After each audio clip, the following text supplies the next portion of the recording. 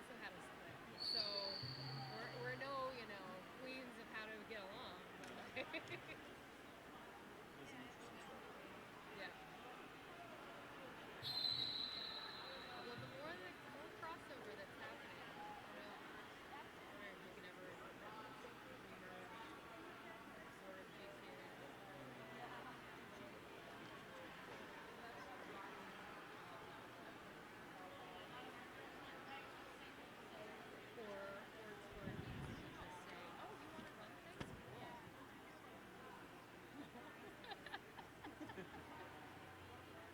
Depending on what those things are. I mean, I think both leagues do very different things very well.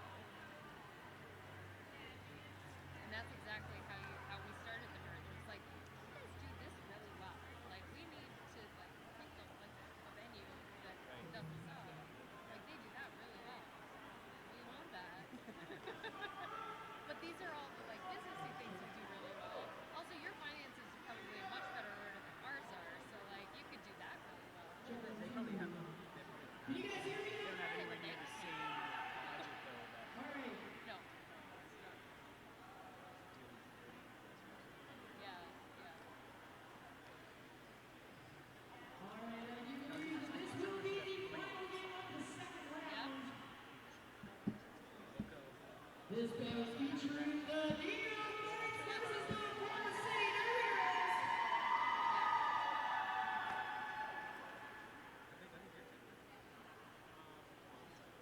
The winner of this bout will go on to face Queen City.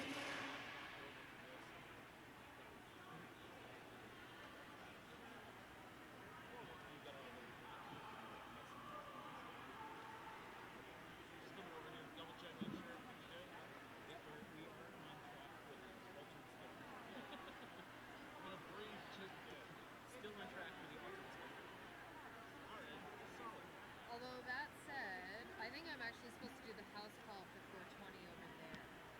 So has that been sorted out? No, I told him I'd come over here and check here first and then walk around. Okay. She's double booked. I'm double booked now. Yeah, so what I'll do is I'll go over there right now because I think we'll start. Okay. If there's a hole, I'll go there. Okay. Enjoy here. Awesome. Thanks. Welcome back, everyone, to the 2014 Fresh and Furious Tournament. You're watching live from the bubble here at Ted Reeve Arena. I'm the Derby Nerd, once again with Monochrome. Here I am. Still on the mic. And you are about to watch an elimination game between two teams who are 0-1 so far in this tournament. The Forest City Thickets in the black. No, in the green, sorry. This time. And they have picked up lead jammer and Loki, number 17. And right hot on her tail in the black is a skater from Neo, the Northeastern Ontario Neo Fights. That is Dolly Roger, number 1064. And it looks like a back block is going to be assessed to low key. So power jam now for Neo, the Neo Fights. The Thickets led the majority of their game earlier against the Renegade Derby Dames, but then kind of fell apart in the last 5 minutes and allowed the Derby Dames to come through and pick up that win. And off to kind of a rough start here as the Neophytes get a power jam early on in this one. Neophytes are made up of multiple leagues from Northeastern Ontario, including Nickel City, Gold City, Greater Sudbury Roller Derby, Sault Ste. Marie Roller Derby, Kirkland. Help me with Temiskaming and Cochrane Derby Girls. So a whole whack of leagues up in Northern Ontario, Northeast Ontario specifically, forming this team. They also skated last year under the similar team name at the Roller Derby Association of Canada's Eastern Championships and ended up finishing second in that tournament. So it's a strong collaboration. Low-key back in the track and scoring out of her penalty. No, Loki has been on the track this whole time. That is 1064 Dollar Rigger. She has been on the power jam. She has been on the power jam. Yeah, sorry. But no lead jammer. No lead. It's called. Oh, Loki comes flying. I don't think she expected it. Or Dolly Roger, I don't think was expecting to get through the pack that easily and fell as she came through the other side. Both jammers putting up a lot of points in this opening jam. Look at that. 36-point opening jam. That'll get things started. And she did pick up with 12 points in the power jam, so that's going to be the difference after this opening jam. And Nightwing is going to be jamming for the Thickets. 25, sorry, just a score update. 25 points scored for the Neophytes on that opening jam.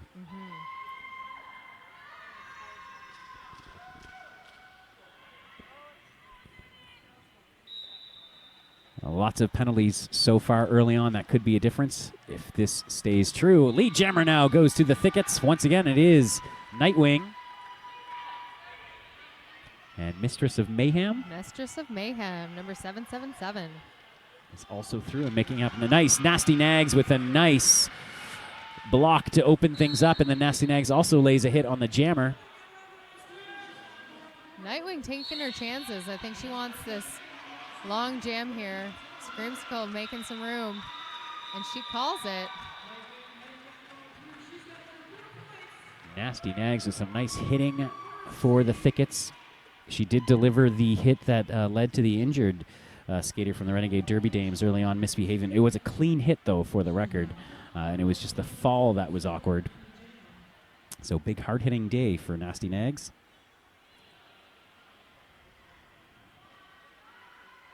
Thickets keeping their jammer rotation tight. Low-key back out there to jam in the third jam. And she's the first one out. Oh. It looks like she did get a penalty there. Yeah, she was warned for her false start. She didn't stop and reset, and so she was assessed the penalty. She was given a warning, though. She didn't hear it, I don't think. No. So that's going to give a power jam now to Mistress Mayhem and the Neophytes. Mistress of Mayhem, though, having a hard time against Fembot. The pivot, Fembot finally gets knocked off by Firewalker. Firewalker's going to hold her back, trying to create a trap. Nice job by Fembot to get through. She does pick up her 5 points there.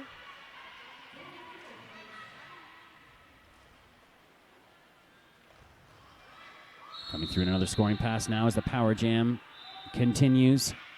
And power jam changes hands now. Low-key back on the track. No lead now, so she's just here to draw out the last 55 seconds of this jam. So penalties already a big story. We're only 3 jams in. We're already 5 minutes into this game. And Loki, oh, nice, just cuts through that wall. Picks up 5 points. So the Thickets right back in it now within 9 points. Fembot, the pivot, looking out to open up the middle of the track. She can't do so. Nice defense from the Neophytes. Loki does eventually make her way through, though, and pick up 5 points. Power jam has ended. Mistress of Mayhem back on the track. And she's stuck behind Fembot just as Loki enters the pack again.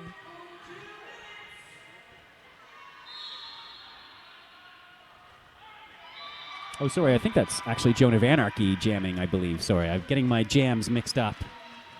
Oh, and another power jam, though. Yep, Joan of Anarchy is going back to the penalty box. So the next jam, the Thickets will have a full 30 seconds. They just took their first lead of the game, first lead change. Have a drink of that Mill Street. That is a lead change. Sorry, Oh, it no. changed again. So again, the jammer, as she went to the penalty box, was obviously sitting on some points. They were added to the board at the end of that jam. So Joan of Anarchy had picked up a few points before she was given that penalty.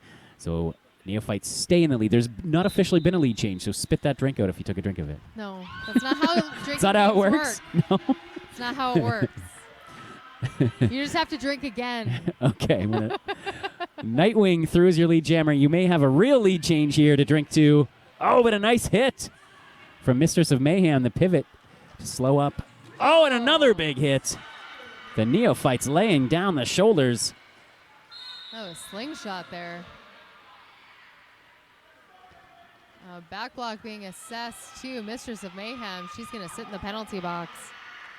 She's an important skater for those Neophytes, both at the pivot stripe and with the star. Joan of Anarchy out of the penalty box.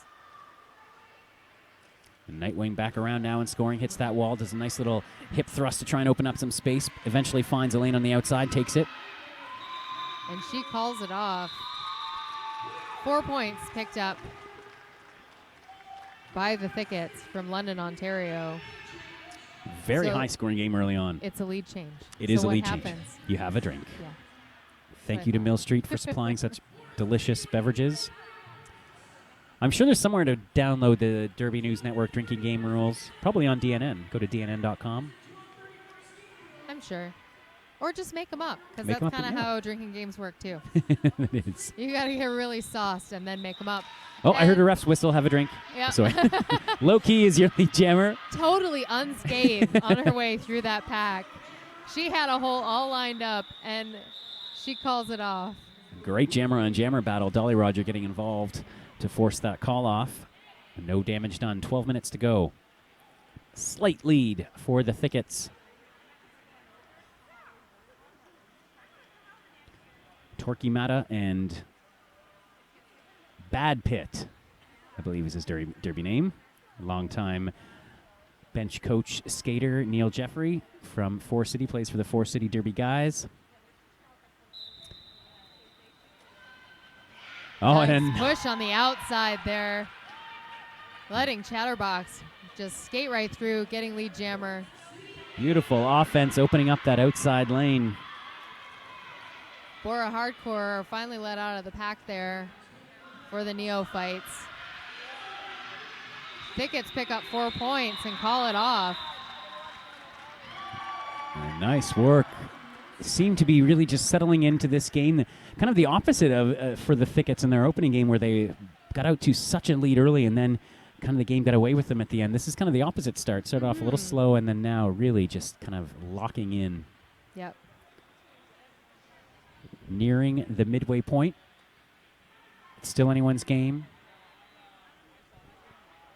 5 on 5. I believe that's Nightwing jamming for the Thickets there. Looking for an inside line, but looks like Dolly Roger is the lead jammer for the neophytes. Two tenacious jammers. And Dolly Roger has about a 40-foot lead as she comes up to the pack. Oh, and wow, the Thickets moving on the outside. Just one last gasp hit is all that saved them from being carved up on that pass. Eventually, though, 4 points are put onto the board for the neophytes, and Dolly Roger trying to get her team back into this. But also coming through and picking up 4 points is Loki. Or no, Nightwing. Sorry. Yep. I seem to be one jam off with all my jammers. Dolly Roger does get through and pick up 4 more points. So again, both these jammers just seem to be content to trade scores in this one. Wow, and Dolly Roger, though, now finally able to lap the jammer and picking up 5 points. Nightwing, oh, just barely making on that inside. Dolly Roger once again able to get through despite having such a pack disadvantage. She was able to carve up that pack herself. Pivot being called for hitting. Blocking out of bounds. That's Firewalker. Seems to be contesting it, but Well, no, I think she said it's full, but she didn't check in. She's going to stay on the track.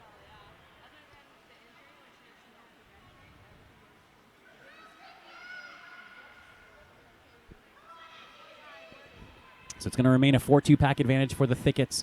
1 point, though, is the difference. The neophytes, unfazed by that pack advantage in the last jam, have battled their way back into it. And there's Low-Key now. As I said, I was just one jam off. Mistress of Mayhem up against Nasty Nags finally gets through. She's got about a full track to make up as Low-Key comes up to score. Just 2 to beat, and she does it.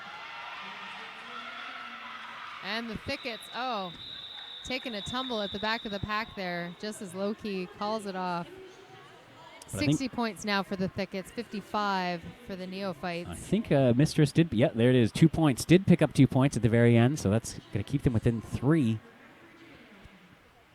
1 full pass is the difference.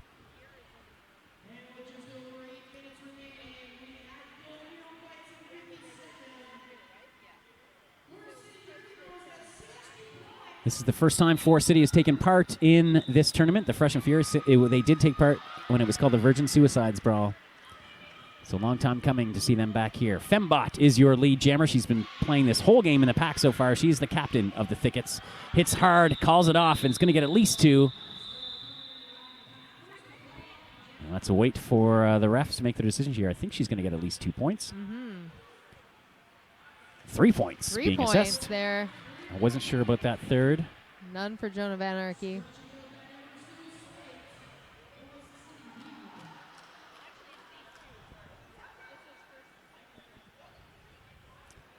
Low-key lined up for the Thickets on the jammer line. Can't quite see. Is it Mistress? It may very well be Mistress. Low-key is out in front. She is lead jammer.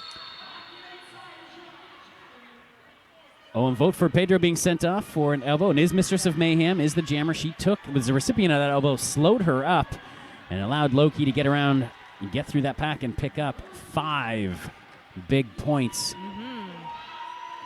She takes a look back, sees that Mistress has come through. Loki is slowing up, waiting, just trying to kill some clock, and then decides to call it off. She may have been able to pick off a point there. She could have. There was a lot of black skaters at the back of that pack. Yep.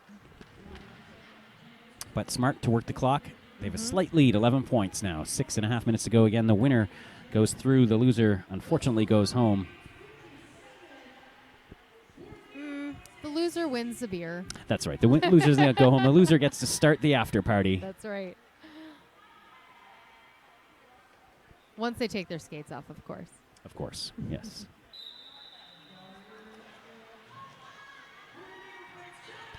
And we are off on this jam. Slight pack advantage for the neophytes, but it didn't seem to matter. That's Chatterbox, lead jammer for the Thickets.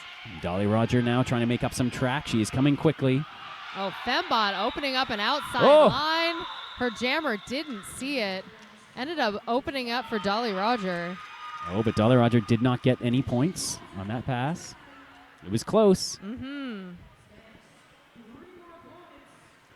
The Thickets really tightening up their jammer rotation now.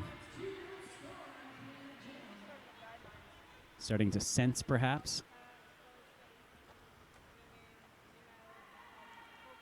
5.5 to go. Maybe remembering how poorly they finished the last 5 minutes of their opening game. Trying not to do that again. Low-key. Trying to crawl through the legs there. So Loki does get through first, but there was a no pass, no penalty, so she is not eligible to be lead.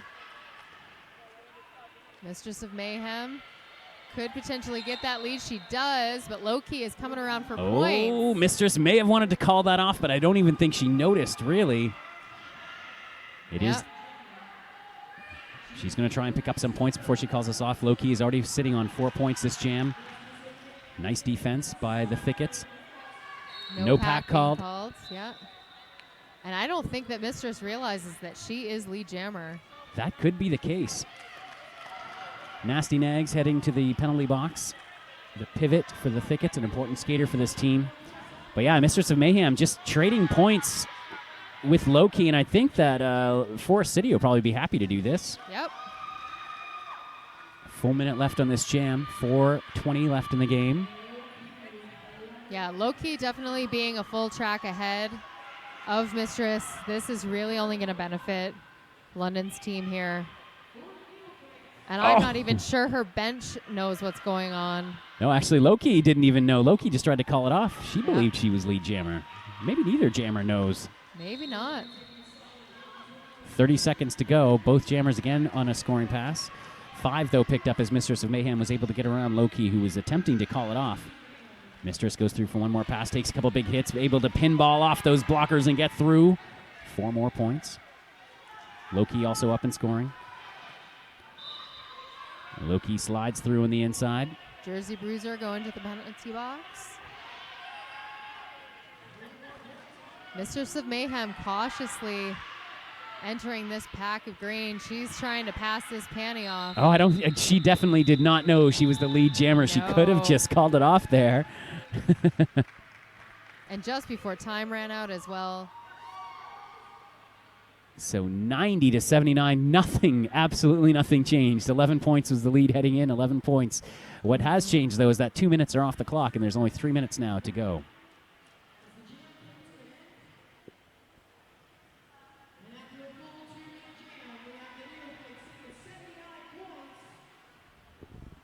Back to 5-on-5 derby. We're away. Fembot making that nice move on the inside. Her jammer taking the harder way through, but she is lead. That's Chatterbox jamming for the thickets. Joan of Anarchy getting hit out. She's still at the back of the pack. Just as Chatterbox enters in. Major, she is being sent to the penalty box. This is a power jam And unfortunately, for the neophytes. as she was turning to look at the ref, Dolly Roger took that opportunity to hit her with a nice hit. It was clean though. So power jam for the neophytes. Big opportunity here to get back in this one. They're not down by much, and they've just picked up 5. It's a 6-point game. This is exactly what happened to the thickets earlier and what they were hoping to avoid. And now a blocker goes to the box as well, so pack advantage 2. Big hit slows up Mistress of Mayhem, but she's able to shrug it off, get back on her feet, get through, and pick up 5 more points. 1-point game. Penalty being called on 19. Another. 92? Only 2 thickets now left on the track. Oh, but a nice big hit. Forces Mistress Mayhem out, but she quickly re-enters cleanly and gets through and picks up 5 points. We have ourselves a lead change. Chatterbox coming through. She is on a point-scoring pass, so she's picked up 4 points. So we have a tie game now. We have a tie game. Brief lead change. Now both jammers in and scoring once again. Nice defense from the thickets allows Chatterbox to get through. Advantage goes back now to thickets. Mistress of Mayhem just looks tired. Takes another. Well, when she's got Fembot and Screamskull knocking her out, any chance they get, it's making it real tough for her to stay on her feet. Yeah, so now another lap ahead for the thickets. So the thickets will get out of this with a lead again. And that's going to do it for this jam. So nice job by the thickets to, wow, not lose it. Not lose it. And up over the century mark at that. I think emotionally that was a big victory for them because they saw that team come back and take the lead briefly, but they just kind of kept calm, and now they're nursing a small lead, but 102.98, 30 seconds left, timeout being called by the Neophytes. This is probably going to be the last jam. Another tight Could game. be, yep. And definitely a smart call, too, to just really take that moment to... Looks like Screamsicle has fouled out of this game. 4 penalties is all it takes. Yep. We've got our first foul out of this game. There have been already a few today here at the Fresh and Furious. Bound to happen. Short games. Yep. Level of skill, you know, not exactly right there. Although that this year's Beast of the East, where the level of skill is very high, we saw, I think, a record number of foul outs this season. Just people leaving it all on the track. Yeah. So 4 points is going to be the difference. We're going to get about 1 jam in. Some time has been added to the clock, as you may have noticed. There's now 38 seconds left, but still the odds of getting 2 jams in are very slim. So I have a feeling it's going to come down to this final jam.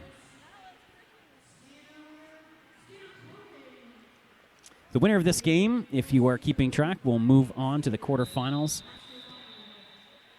No, sorry, the winner will have to play 1 more game before advancing to the quarterfinals. Yeah. Yes, this is an elimination Both game. lost their initial. So the winner of this one will have 1 more chance to move on to the knockout round. They'll have to play Queen City, who I think maybe a little bit of an upset earlier when they lost to South Simcoe. Yes.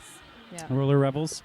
Maybe just a minor one, but They did get a bit of a bye at the beginning, so it's really hard to say. They've only played that 1 game so far, and so could be an elimination for them as well. All right, so here it is, the final jam of this game. Oh, and the Neophytes do pick up lead jammer Dolly Roger. So an opportunity here to at least tie it. Low-key, though, is also through the pack.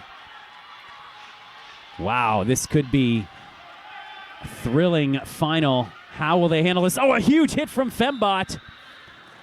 Loki coming around for points. Huge hit on her as well. In the exact same spot, Firewalker also laid out Loki. 4 points picked up. We have ourselves a tie game. Loki, though, has picked up at least a point here. Dolly Roger now coming through. And now Dolly Roger has tied it up once again. This is going to go the whole game. Yep. And it's really going to come out to who ends up ahead. Loki is through. She did pick up 4. Dolly Roger also through and picking up 4. The game remains tied. 1 minute to go in this jam. Nerd, this doesn't happen. What's going on? Game clock has ended. We are down to the jam clock, and Loki gets through. Nice hit by Dixie Check. Fembot being sent to the penalty box. And Dolly Roger going being to the sent penalty to the box. Nightwing with the fist pump. She sees what's happening. Loki just has to get through and stay legal. And maybe not even get through now. Just kind of sit back because it's going to take the rest of this jam for that jammer penalty to work through. And did Loki just picked up? She got a track cut major. She is going into the penalty box. But she should just take her time here because the slower the less time the other team will have. So Loki, yes. Is she taking her time? Well, she sat down. There's 3, 2. Game has ended. What is this? Oh, did she get through to tie it up? Wow. I'm not going to call it. I'm going to wait. I'm not going to say. She knows the game is over. I'm not going to say a single thing right now until the jam refs put the points on the board. 4 more points being assessed. We have ourselves a tie game. Oh, my goodness. Oh, no. 3 points now also being put onto the board for the Thickets. The teams don't really realize that it's over. I'm going to make a prediction. I think the final score is going to be 117 to 110 for the Thicket, or to 114 for the Thickets. No. And just as soon as you spoke. No, there it is, 117, 114. Okay. I think that's going to be the final score. I believe that Loki was sitting on 3 points when she went to the penalty box, and Dolly Roger picked up 4 on that very last pass. That's it. And that's it. Wow. The Thickets with a 3-point win against the Neophytes. Final score 117 for the London RollerGirls Thickets, and the Neophytes end this game with 114. Wow. What a game. Hope you've been tuning into this Fresh and Furious tournament. Just because it's fresh doesn't mean that it cannot also be incredibly exciting. We've had a few heart stoppers here in the bubble. A 1-point game, now a 3-point game.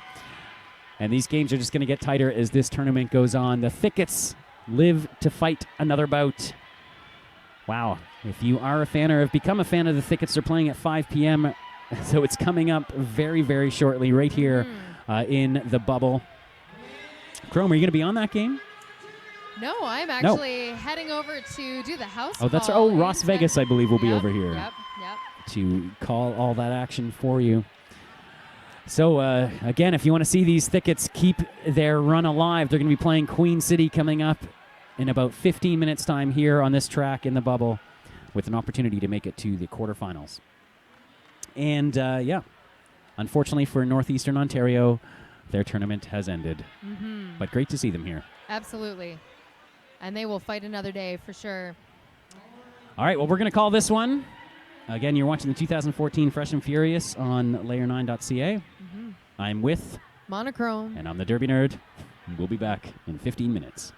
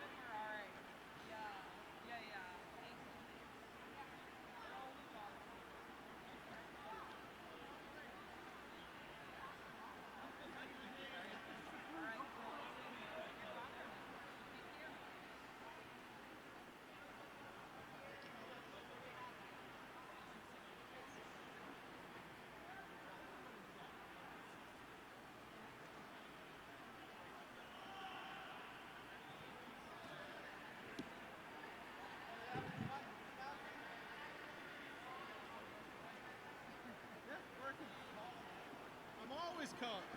It just keeps going like this. How you holding up? This track ain't fun for that. Like good enough to put out or good enough to just rest it? Yeah, the last year we did, yeah.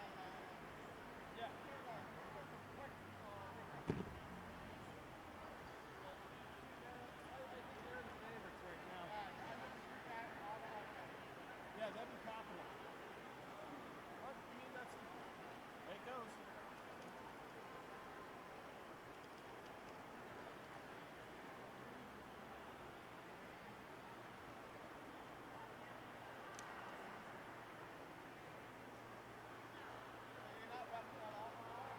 I'm taking a break until October. I'm running for city council in Kitchener. So that's kind of taken over my life for the most part. Yeah, you know, hey, public service, civic duty. Gotta do what you mean. You get paid. If I get the job, no forget. I mean, a little full-time job action, a little bit of a work, but you know what? That'll be fine for me. So that's kind of the way I looked at it. Was just like take a break from derby for graphic, then just go around the rest of the time. Lots of time. Derby's not going over. No. If anything, it's going to get a little bigger. By the time if and when I decide to come back to officiate, Did you apply for the no, that's right in the middle of my campaign. So I'm going to be there in fancy shoes and suit. Just be like, hey guys, how you doing? It's going to be one of those, so. No, it should be fun though. Like, it's right in my backyard, right? So.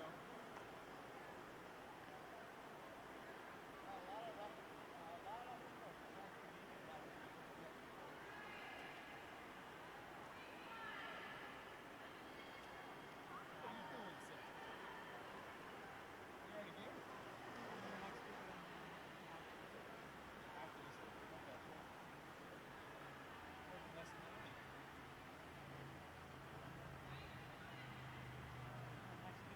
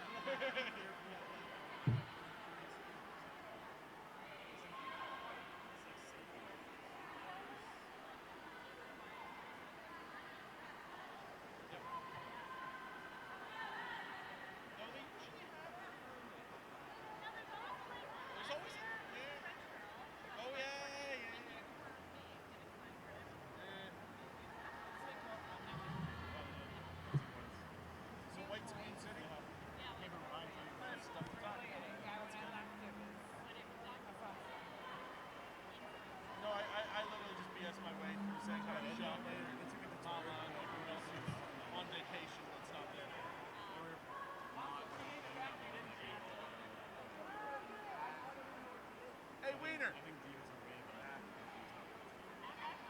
Yep. So good though. I was doing with you, Ross? Yes. I mean, I thought you knew him last year. He's got one under his belt. I'm like, oh no. Is there anyone new in the boat? Who's on the mic before? Jax was. Jax.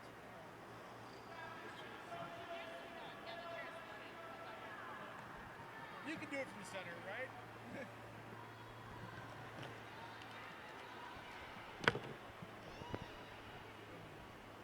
still got a little time. Start doing it.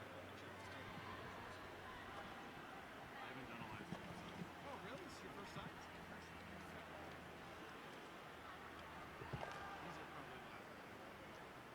Oh, I imagine. Let's see.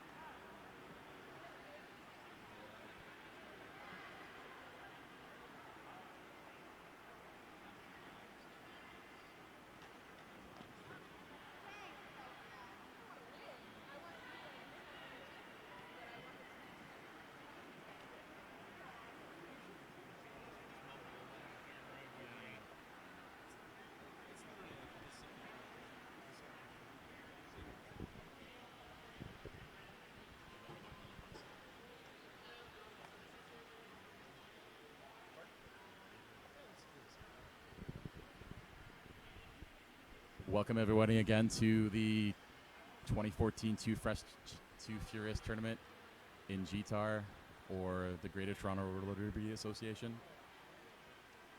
My name is Professor Rex, and I'm accompanied by Las Vegas here, everyone. How's everyone doing? We've got an exciting game up for you here. We've got the Forest City RollerGirls at the Thickets, their fresh meat team, going up against Queen City RollerGirls, Queen's Court. This is a classic battle between the two leagues that's happened many times before. Forest City and Queen City have had games every single year, but this is the first time, to my knowledge, that their fresh meat teams are going against each other, so this should be an exciting battle. Agreed. I believe Queen's Court is also bringing some players from another U.S. league. I'm not quite sure who that is. I'm not 100% sure of the entire lineup, but I know a lot of the trainers that have worked with Queen City over the years. So, you mean, both teams are going to come out swinging. Absolutely. Forest City has just played a game prior to here on the bubble, so if you were watching on the stream 20 minutes ago, you see them just win by a couple points over the last game. So coming back-to-back games, it's going to be a tough one, but we'll see if Forest City can put up a good fight here. That is what happens sometimes in this tournament. You have to play and then play again.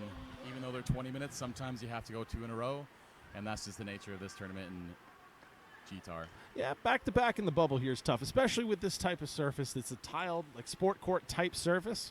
It's very, not a lot of leagues have it, but this particular situation, everyone's got to learn the same way. It looks like the referees are ready to go. The 5-second time has been started. And our first jam is underway against these two teams. Forest City's jammer trying to push up the inside line, but isn't quite able to make it, and actually is able to get lead jam over the Queen's Court jammer. Does have lead jam, calls it off. Very, very smart on her track awareness, knowing that she's lead jam, even though she's not in the lead. Low-key had to call that one off right there. She knew she was lead. The other jammer went past her, so she just basically waited until that other jammer got back to the pack. Call it off. You know what? 0-0. Let's do it again. And it looks like the Thickets are sending out low-key again, 2 jams back-to-back for the Thickets. Let's see if she has the endurance to do this the entire game. Well, that was a quick jam. So you know what? Let's see what happens here. She's getting really low, trying to get through that gap, and you know what? She's pressing through pretty good, and lead jammer. That's simple. She does have a good derby stance and good agility. That will win you a lot of lead jams in a fresh tournament, especially when everyone's in their first year of gameplay. Florence Flightengill back for the Queen City, chasing her down as the Forest City Jammer goes through the pack, calls it off, and let's see how many points she picks up. I believe that was 3, yeah. 3, yeah. Almost had that last one, but those are our first points of the game. 3-0 Forest City. I just want to add in the fact the Thickets added this team name this year, and their bench coach, I believe, did design the logo as well, and it's a great logo. So if you see it around, pick up a T-shirt. It's actually one of the more unique logos I've seen. It's almost very cartoonish, but in a barbed wire kind of sense. It's a really nice logo. I enjoy it. And if you don't know at home, the Thickets means baby forest, and they are from Forest City, so that does make sense. You know, I actually didn't pick up on that earlier today. I only know because I looked it up online, so Google, you can thank Google for that little bit of information. And we got a Queen City lead jammer coming out here. We got number 16, who is Sweet 16, who was playing well earlier today. She makes the back of the pack, big a quarter lap lead. She's got a little time to work here. Let's see if she calls it off right away. Yeah, she does. I don't know what it was. A 3-point pickup for that, and 0 for Forest City. I believe we have a tie game again. That is a tie game, and I believe that means if you are at home drinking alcohol, you must drink alcohol, as it is a Derby custom. As everything in Derby is a Derby custom to drink alcohol. I believe that, that hasn't stopped over since the start of Derby. That's one tradition that's continued throughout all Derby boutcasts. Even us rookies here on the mic know that one. Oh, and that was a quick lead. And Loki again getting through as lead jammer for the Thickets. I believe she's going to do a lot of the jammer workload for this team, putting up a lot of points. That's 3 lead jammers so far for statuses for Loki. She's doing pretty well getting through that initial wall. That is correct, sir, and I believe that means she's on 100% lead jam so far in this game, and the lead jam percentage is a very, very important stat. Well, especially in this game, too, where there's only 20 minutes, you have to take advantage of every situation you can get your hands on. And I also like the name Loki because yeah, there's a little bit of Marvel background there, and there's just a lot of good references that go with that one. Absolutely. So that at this point, we do have a board. Oh, yes, we do have a board here. Forest City 7, Queen City 3. I have been working on the other side of the board where I haven't had a scoreboard to look at so much on our screen, but this one, excellently done. Oh, and there we go. That's another lead jammer for the Thickets. That is number 456, Chatterknocks. Just to avoid any confusion at home, the green team on the screen is the Thickets, and the white team is Queen City. Yeah, it doesn't appear that we have the actual names of the teams on the boards, but we'll figure it out as we go. This is a Too Fresh, Too Furious. Not everything that we do is...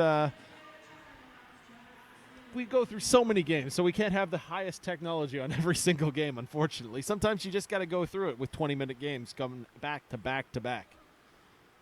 A lot of these ref crews have pretty much worked the entire day almost so far. Loki out to jam again for the Thickets. This is her 5th jam now so far, and we're only 4 minutes and 30 seconds in. But she seems to be finding that hole in the wall, in the Queen City wall, that just takes a little bit of a shoulder, pops through, and again, lead jammer, Loki. Oh, and we've got a power jam here. Power jam, even despite being 30 seconds now, is still detrimental to most teams. You are expected to give up at least 10 points, and if you don't, your team needs to go back home and work on their power jams in practice. Samuel Jackson to the box for the cut. And there we go, 5 big points for Loki. She's racking them up. Forest City blockers seem to be going to the box right now, but on this power jam situation, not so much of a problem. Agreed. I believe most of their blockers will be out of the penalty box by the time this power jam ends, so it's not going to be much of a detriment. You know what? This is the first time Loki's been actually held up a fair bit by the Queen's Court, but there she goes, 5 big points. I believe that's 10 points in total so far this jam. It looks like she's going for another 5 points here. Let's see if she can get that. Yeah, she's still got a lot of time to work. There's 50 points left, seconds left in the jam, and she's still just cutting through it. Very nice offensive block from Fembot of the Thickets. She gets the signal from the coach, and then low-key calls it off. She was able to knock the blocker out of bounds and stop the pack to make sure that her jammer was able to score a few points. Well, to those of you joining us back at home, thank you very much for joining us today. We got a couple sponsors for you. We've got Mill Street Brewery sponsoring our jammer line. We've got Monster Muffin sponsoring our first place team today with $500 gift certificate. That buys a lot of jerseys. A lot of Derby girls would like $500 gift certificate from Monster Muffin, I believe. I just like $500. Oh, and here we go. That one is Sweet 16 with the lead jammer for Queen City. She's been out there. She's got about three-quarter track to work with. She'll have some time to rack up some points here. Let's see if the bench will just take one or roll it through for a couple here. Chatternox for the Thickets sneaking up on the back end, trying to get some points, but the jammer for the Queen City calls it off just in time. I mean, she just ripped through, grabbed 4 points, called it a day. You know what? You can't really go wrong with that strategy a lot of the time. You know what I mean? You're getting points, your opponent's not getting anything. You know, I'd like to know more about this Queen City team. Unfortunately, I don't get to see a lot of the fresh meat teams out of the U.S., but I do know that the two coaches for the Thickets are very experienced. Neil Jeffrey's been coaching for 6 or 7 years, I believe, and Torque DeMode plays on Forest City's charter team. Well, let's get to – we got the start of this jam here. I'll pipe in with something later here, but we got – oh, no, it looks like the Thickets are going to the box here. Low-key, getting a call with blocking with the head. That's a rare call for a jammer in this situation. Queen City power jam. It is a very rare call, but I have seen that penalty being called more and more over the last year. It's simply for the safety of the skater, not to push someone around with your own head and neck. And there we have a complete – that's a pack failure. Everyone falls in the pack. Queen City getting through. Florence fighting Gale, picking up another big 5. Yeah, Queen City really needs to lessen this differential if they want to keep in this game, and it looks on this power jam like they might do so. Well, as long as they keep the pack, if she can keep her speed going up through the pack, she might be able to rack a few more in here. But as I say that, low-key pops right back onto the track and right through the pack again, completing her initial pass. And takes a huge hit from Thickets number 74. That is Screamsicle. That was a very, very big hit, knocking her completely off the track. And a smart move there, just calling it off. Take your lumps. Know that you can't pick up any more points. But right there, already cut the deficit down. 26 Forest City, 17 Queen City. It's a 9-point game. Sorry, 11-point game. I'm glad you're good at math because I am not. Sorry, 9-point game. There you go. It's been a couple games. I blame that error on Shocker. Shocker, if you're watching from your vacation spot, wherever you are in Queen City, have yourself a good day. Don't worry, Ross. I don't even attempt the math on these scores. I just tell them what the score is, and they can figure it out themselves at home. Queen City with a lead. That's Mallow down, picking it up. She's got a jammer right on her behind. She's got very little time to pick this up. It's going to be a hit it and quit it, and there it is. Let's see what happens. It's a 0-0. We're calling it a 0. I believe that was Nasty Nag's first jam for the Thickets in this bout, as they've been using low-key almost exclusively for the entire game. I believe she is now out for jam number 7. That's a lot of jams in a less than 10-minute period. Yeah, it's a very short game. People keep forgetting that 20-minute games, but if you play 3 or 4 of them in a day, you get tired, and this ain't the most air-conditioned of arenas. No, it's not, and thank God that it's not as hot out as it was a couple weeks ago, because this area in Ontario was in a little bit of a heat wave, and I don't know if I'd be able to take it in this arena. Low-key gets out first. Sweet 16, chasing her down, probably about a quarter lap here. She's going to have a little time to work, but she's looking back, looking forward, looking for that gap, and she's oh, there it is. She calls it off. Looks like she picked up the 1. Wisely just killing the clock as well as getting a few points. I think this jammer is going to be one of the jammers of the future for Forest City. Keep an eye out for Low-key. It wouldn't surprise me if she's playing on their charter team next year. All right, so right now we got Forest City 28, Queen City 17. That's 11 points this time instead of the 9 before, but we got 9:20 left on the clock here.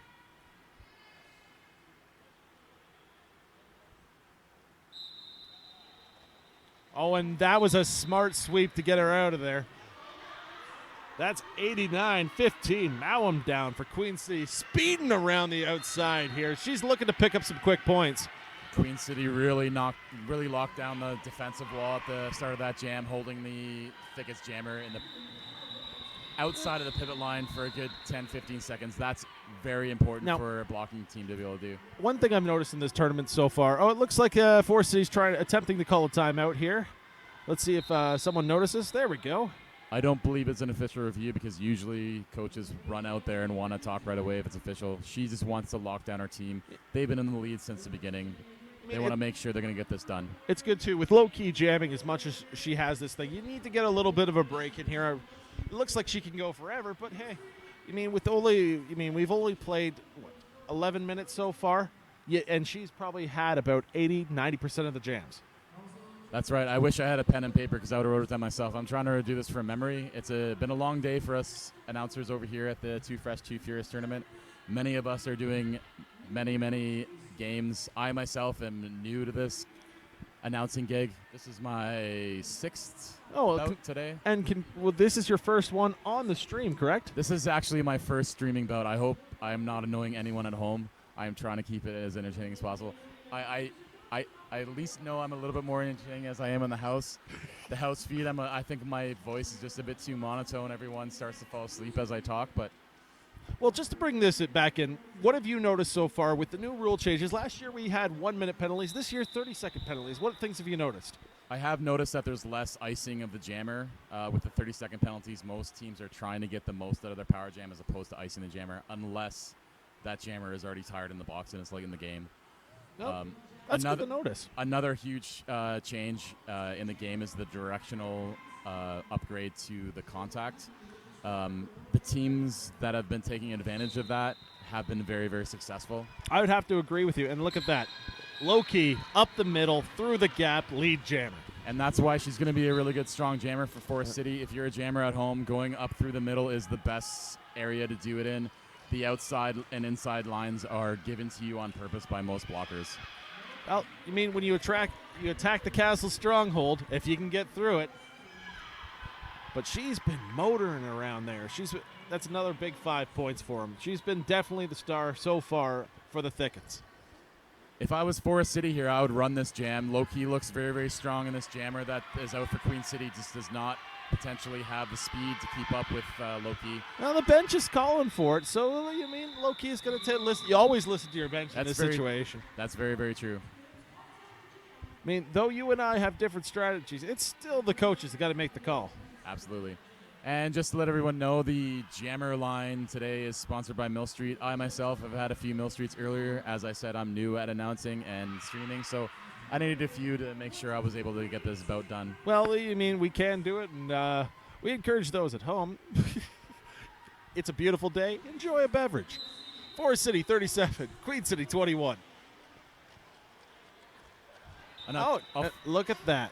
One more time. Florence Fightingale fights to the front, gets lead jammer. She's been the star jammer so far for Queen City. If she can rack up a couple more points here, that'll tighten this game right up. I 100% agree with you, Ross. If Queen City wants to get back in this game, they're going to have to jam Florence Nightingale as much as they can. She's the only one that's been getting lead and putting up points for her team. Oh, and that was a beautiful setup there by Nightwing. Nightwing throws her into her own teammate and causes her to call off the jam. Unfortunately, a little bit of a late call-off by Florence Nightingale, giving up a few points to the opposing team. I mean, it's tough when you're getting hit that hard to call it off, to be honest. Despite that, though, it's a pretty close game. The Thickets are at 42, and the Queen City is at 24. We got 6:30 left in this game. Again, if you're just joining us, the green team is the Thickets, as you see on your TV screen, and the white team is Queen City. The Queen's Court. I know Queen's a lot. Court. Oh, no worries.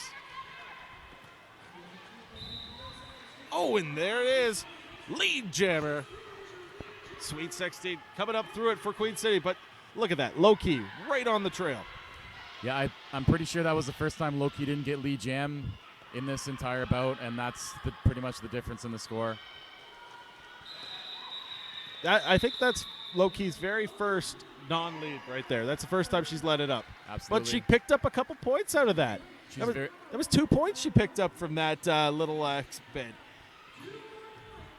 Queen City didn't pick up a thing. Oh, my gosh, that's ridiculous.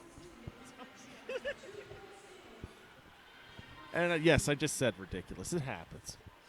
People who know me, you know me, and you're just enjoying to hear my voice. People who don't know me, probably slightly annoyed.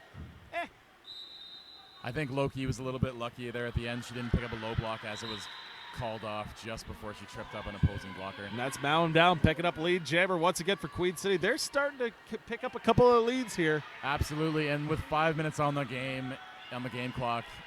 I mean, this is going to be a pretty epic jam for Queen City right here. And it being a 2 fresh tournament, anyone can win this game. She's already picked up a few points in the pack. Let's see if she did call it off. No, she got knocked to the inside. Didn't have much else she could do. I figured she got 3. Epic Phil is a referee from the league where I coach in. He's been around for a few years. He's doing a pretty good job. And we'll also mention our head referee today, which I believe is Senior Weeder from Queen City, actually. Also a member of the Toronto Outrage Men's Derby. Yeah, a lot of people in Derby are picking up multiple jobs, like myself, coaching and announcing. And myself, who's pretty much done everything I can. From coaching, announcing, refereeing. I'm trying to do it all. But, there's Loki stealing Loki again. She just stole lead out of there. Loki is the master of trickery, and she's able to get through that pack with ease. Picked up about a third of the pack lead coming up here on number 11, Florence Nightingale. Let's see what she can do. She's looking back. She sees how much time she has. But the thing is Forest City has the back of the pack. She can't really pick up a lot if her own team's at the back of the pack. And 0-0. No, you mean right now that's going to the advantage of the team in lead because it's just killing some of that clock. The Thicket's going back to Nasty Nags to jam. This is her second time jamming this game. I think it's possible that Loki is finally starting to feel the wear and tear of jamming almost every jam for the Thickets. Yeah, you mean there's she's put in a lot of jams trying to get in here. And what can you do? It's just fatigue at this point. Nasty Nags gets it done for the Thickets and gets lead jam before the jammer line. That's her first pickup of the day. That's a first lead jam for you. But that's at a time crucial for this game. Nice defensive wall set up by Queen City. Let's see if they can hold her in the pack. Ooh, she found that gap, called it off. I think she's going to get 4 out of it, and yes, she did. Well, let's say hi to a few people while we're here. Who can I think of? Well, from Queen City, Anita Doobie, one of the, I believe she's one of the original trainers of the Queen's Court. I'm not 100% sure anymore, but that's a hi from Las Vegas to you. Also for Reformed Rebel out in Forest City. I know you couldn't make it down here today, but hello to you, and I hope you're enjoying the game. Absolutely. There's many people out there in the Derby world that couldn't make it today, as there's a lot of Derby action going on in the Derby world out there today. Saturdays in the summertime in Derby are meant for Derby. It's kind of amazing for me to think that it's just, even in the 4 short years this tournament has, and then the tournament 2 years before that with I know the Too Fresh Dude for it's been on for 4 years. There was a tournament here prior to that. There was a year gap, but this one itself in this format, 4 years. Absolutely. I think the Chrome Mollies won the very first Too Fresh tournament. It was the host team, and then there was a year break, and then they got back into it. Now, did the Harlots win the very first? To be completely honest, I don't have the information sitting in front of me. I wish I could remember all this stuff, but you know what? Derby's changed a lot since then. I mean, we've used to have minor rules and 2 whistle starts and all sorts of things, and now we're down to this condensed version of the rules that seem to be putting out great Derby action across the board if you've seen it all today. I love the new rules. It makes for a faster game. It makes for less penalties on the track. It allows for more contact while being safer. I agree to that. And here we go again. We've got 2:45 left in this game. We've got Tokyo Drift on the outside. She was and look at that. Low key, one more time, lead jam. Wow, she is getting it done for the Thickets. If they're going to advance further in this tournament, they need to buy her a water to make sure that she has enough energy for the next game. Water, Gatorade, all the fluids. And, oh, she takes a bump, takes it out, calls it off. And lost a toe stop in the process. I mean, but picked up 2 points. I mean, that should turn this over to, it should be about 50-27 in favor of Forest City at this point. Got 23-point advantage, still not insurmountable in this format. Absolutely not. Even though power jams are only 30 seconds, teams can usually put up a good 10 points. And if a team can lock down the defense and hold Jammer in the pack, you can still put up the 20, 25-point jams. Oh, if and needed. that was a wonderful move for Green. 4, 5, 6 Chatternocks running it through right up the middle. A bit of a heavy hit by 179 of Queen City, taking out the blocker for the Thickets. I mean, it seems that it looks right now that Queen City is having a hard time containing Forest City Jammers. It just seems that they're finding the gaps, and they just need to tighten up those walls in order to contain them. Agreed, but I also think the Thickets have a fairly good handle on the type of game they wanted to play. They're sticking together more in the pack. Yep. They're keeping the packs together. And you got to remember, too, Forest City has just played a game prior to this, right away. So, it's a full game for them, like 20 minutes and then 20 minutes right after. 54-27, 1 minute left in this game. And again, Loki's on the track for the Thickets to see if she can pick up lead jam once again. Takes a tap. Unfortunately, I think she took a penalty. She skated through the infield. I'm not quite sure what the call was. Either way, it should be a penalty as she skated through the infield. The referee is signaling for her to get back onto the track. It was an odd circumstance. Either way, Queen City lead Jammer. Agreed. I think what happened there was possibly the Jammer ref called a penalty on a blocker. Yeah. And Jammers usually pay attention to their Jammer refs, yeah. And when that happens, it sometimes confuses them. Sweet 16 calls it off there with 16 seconds left in this game clock. Someone needs to call a timeout to continue this game, or else that's going to be the final. Yeah, important lesson for any of you at home who want to bench manage a team. Here it comes. Timeouts are very, very important. And it seems that Queen City was attempting to call a timeout, but I don't know if that actually got done. Let's see here. Senior Wiener is motioning to see if checking. And that's going to be it. Yeah. That's the final. Our unofficial final. Forest City Thickets with 54. Queen City, Queens Court, 31. That was a very odd end to the game, but it seemed that there was a little bit of confusion between what was between the coaches of what they were going to do with that final play, and then it just seemed to run out on them. Yep. It sounds redundant, but if you're going to bench manage a team, before every game you need to talk about when and why you're going to call timeouts, just to remind yourself to make sure you use them, because you're given those timeouts and you should use them as much as you possibly can. But hey, you know what? Great experience, great game from both sides. It was a wonderful time to watch this bout, and I hope that you enjoyed it all at home. Signing off for this game, I don't know who actually we have coming up on our next game. Our schedule seems to be all screwed up, but you know what? We're going to have another game in 15 minutes. I hope you enjoy it. This is Las Vegas with Professor Rex. Have yourself a good one, and we'll see you soon.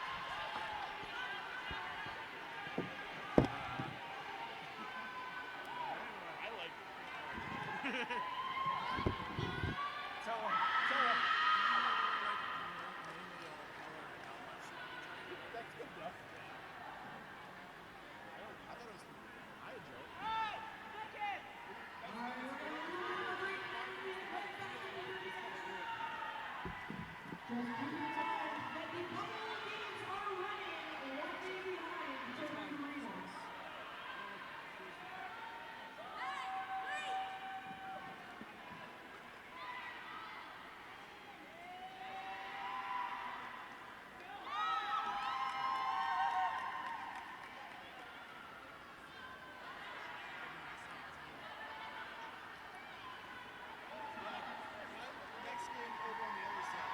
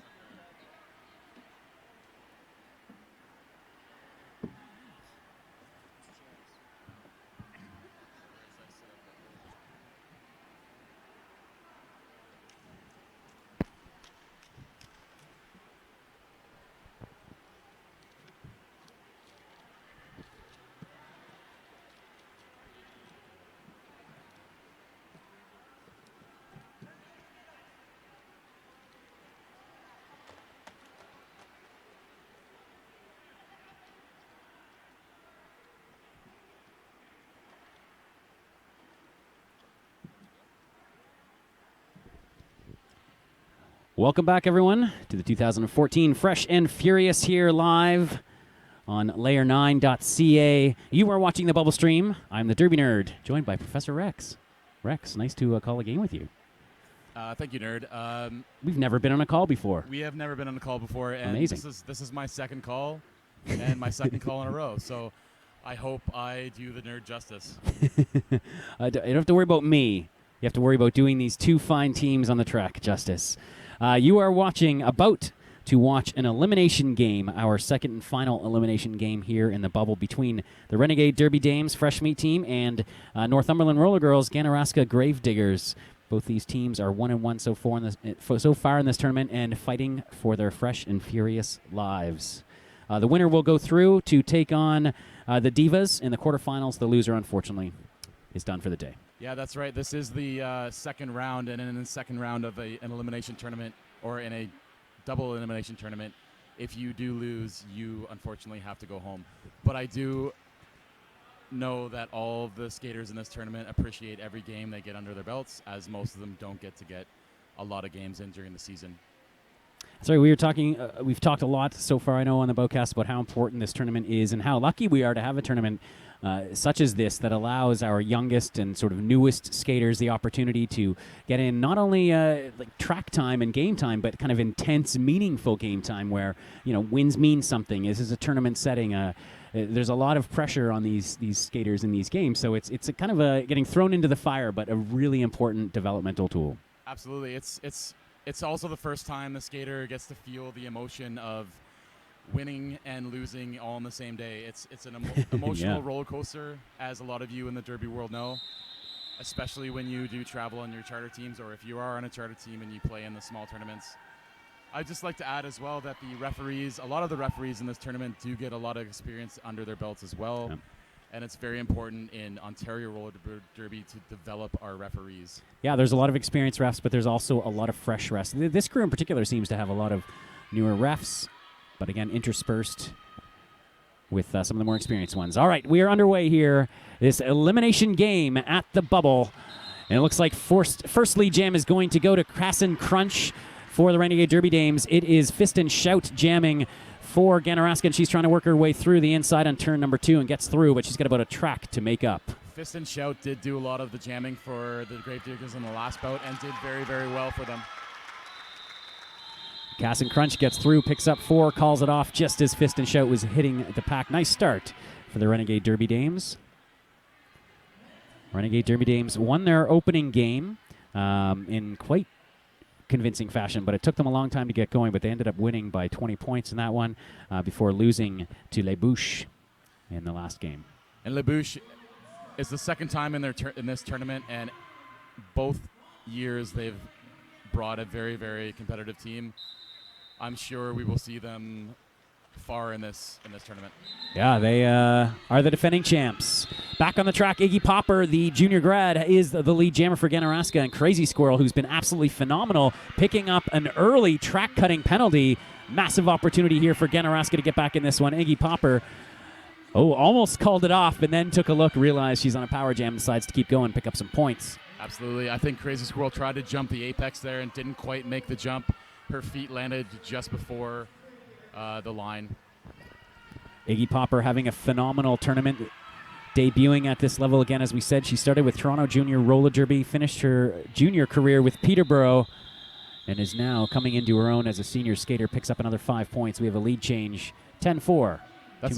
That's a very smart move on her behalf, icing Crazy Squirrel in the penalty box. Crazy Squirrel has a significant number of bouts under her belt. And keeping that jammer in the penalty box is probably a good option. Yeah, and a fresh skater, but Iggy Pop, obviously that experience gained from those junior games, knowing to call it off to make sure that we have a power start. Her team will have a few seconds to work with here as Renegade Derby Dames are jammerless. Immediately. Looks like they're trying to attempt a star pass. It is successful. It is in her hands. Let's see if it pays off for the Gravediggers. I don't know if it's going to, because Crazy Squirrel is through the pack, and she is your lead jammer, so not a clean pass. It was not. Crazy Squirrel did pick up lead jammer and is trying to do a little bit of jammer action. Is successful in doing so. Unfortunately, not enough track awareness to recycle her to the back of the pack, or at least around all the way to the front. Or at least just try and get a few points as you're calling it off. She was right there, all those points in front of her. He knocked the opposing jammer down. So that is that game experience that they're picking up here at the Fresh and Furious tournament. 10-4 is the start. Ganaraska in the black from Northumberland Roller Derby. The slight lead right now. The Renegade Derby team, Derby Dames, a WFTDA league out of Alliston, Ontario. Lead jammer goes to Shatterproof. Speaking of juniors, there's 3 junior graduates in this bout, and she is one of them, Shatterproof. That is amazing. I'm glad to see that the Junior Roller Derby is starting to develop players into the Women's Flat Track Derby Association bouts. Yeah, it's one thing just to have girls playing. It's another having them falling in love with the sport and continuing their relationship with Derby after junior. It looks like we may have a power jam opportunity now for Ganaraska. And it will go the full 2 minutes as Fist and Shout is not lead jammer. Big opportunity here to pad the lead. Fist and Shout, the most successful Ganaraska jammer so far this weekend, able to power through that wall. 1 to beat now, and just outsteps Riot Rhythm, who took a tumble at the pivot line. Absolutely. A lot of blockers are trying to get good at the front blocking or frontal blocking, and it's tough. It's very, very tough. You need to work on it and practice a long, long time. Once you are good at it, it is a very, very effective way to block jammers, especially if the jammers aren't used to it. So already a big lead now being added to. Shatterproof, though, is back on the track. Power jam is over, but Fist and Shout also getting through with another pickup. No lead jammer, remember, so we've got another 40 seconds left to go in this pack. Shatterproof now going to look up to pick up some points. Breaks through that back wall with power, but does it cleanly. First scoring pass for her. Fist and Shout looks like she needs to find a bit of energy to get through this pack for the last few points for her team. No pack called. There was some contact afterwards. We're going to see some penalties assessed. Renegade Derby Dames pivot sent to the box for a destruction of gameplay. Shatterproof coming around on a scoring pass. She's got 2 black skaters at the back to beat. She does get the points, but Fist and Shout takes an outside lane for 4 of her own. But 5 points being given to Shatterproof in that last pass. She must have already gained the jammer lap point on her initial pass, or previous pass. The points do come fast and furious in this tournament. A lot of things happen very, very quickly. You have to pay attention. The score now is 33 for the Gravediggers, 22 for the Renegade Derby Dames Fresh Meat. And if you're fans of the Beast of East, for example, a big tournament in Montreal, this is the same lineup, and you know how momentum can shift so quickly in these 20-minute games. Iggy Popper is the lead jammer for Ganaraska once again. Spartacus going to pull back Little Mayhem. Little Mayhem getting back in the pack, but knocked down once again. And Iggy Popper already through, powering through that 3-wall, picking up 5 points. Just as it seemed like the Renegade Derby Dames were getting back into this one, a big jam here from Iggy Popper, and the Ganaraska Gravediggers are going to pad that lead. A nice, easy, clean inside pass, 4 more points. That was a very, very big jam for the Gravediggers. They're starting to make this differential bigger and pulling away from the Renegade Derby Dames. Timeout called by Carried Away, the bench coach. You know, this is the first time I've seen Northumberland play, and they're really good. They have all the pieces in place. Their jammers are very, very aware of where they are on the track, where the other jammers are, if they're lead, if they're not. The pack is always keeping it together. They're not taking a lot of destruction of gameplay penalties, and that tells me that they know this game very, very well, and it's impressive to see. Yeah, they're part of that conglomerate of leagues with Lindsay Roller Derby and Peterborough and Durham Region, and I'm sure there's others that I'm missing that are really good at kind of sharing practices. Players often will fill in if they're lacking players for a roster. The refs, NSOs all share those leagues, so they do get a lot of good training in with a lot of different skaters, not just the same old skaters every Monday night. They get to mix it up quite a bit, and that helps a lot too, just bringing different styles together, different approaches to the game, and you can really see that it's really helping all of those leagues kind of rise up. Yeah, and as well, even further, a little bit further north, northeast Ontario is very good. Yeah, example of that as well. Literally coming to fruition here with the Neo fights. All right, we're back underway here. 5-on-5 roller derby. 41-23, about 6.5 minutes into this game. 5-on-5 is the best way. The new rules are keeping it that way as much as possible. Yeah, seeing so much more 5-on-5 derby now. The way the game was meant to be played. It is the way the game is meant to be played, and I absolutely love it. I've been with this sport for almost 5 years now, or a little bit over maybe, and the new iteration of the rule set is really, really good. Yeah, and we are having a little bit of a comeback being mounted here now. A big grand slam and Crazy Squirrel. And nice recycling by Crazy Squirrel, bringing her to the back of the pack. It wasn't quite a soul crush, but it was pretty close. Yeah, it was a soul squeeze. Oh, another big hit now onto the jammer. Chronic Carnage having a hard time at the back of that pack. And with the nice blocking of the Renegade Derby Dames, able to pick up another 5 points for her jammer. Already back in the pack to try and go for 15 if they're able to keep the opposing jammer in the pack. Bad decisions does decide to call it off. She's had enough. And narrowed that score, though. Absolutely. Sometimes that's a decision based on endurance. Sometimes it's a decision based on being unaware of where the opposing jammer is. I think she was ready to get a fresh jammer on the track. I think so, but she did pull her team within 5. So very important jam as the Renegade Derby Dames fight for their lives. This is the 3rd year the Renegade Derby Dames have taken part in this tournament. First year for Ganaraska. Shatterproof is your lead jammer. A new jammer now for Ganaraska. This is her first jam of the game. It is Tara effin' Headoff. Oh, and Tara breaks through Busty Limbs, the block at the back. Did she pick up some points? She did. 3 points. Yes, I believe she was trying to call it off, and unfortunately, sometimes the jammer referees can't see through the pack of blockers. When that does happen, the jammer just has to remain calm and make sure she's making eye contact with the jammer ref and making the appropriate hip touches. Carried Away is calling an official review. Do you think it might have something to do with those points? If I was Carried Away, I would absolutely go for those points.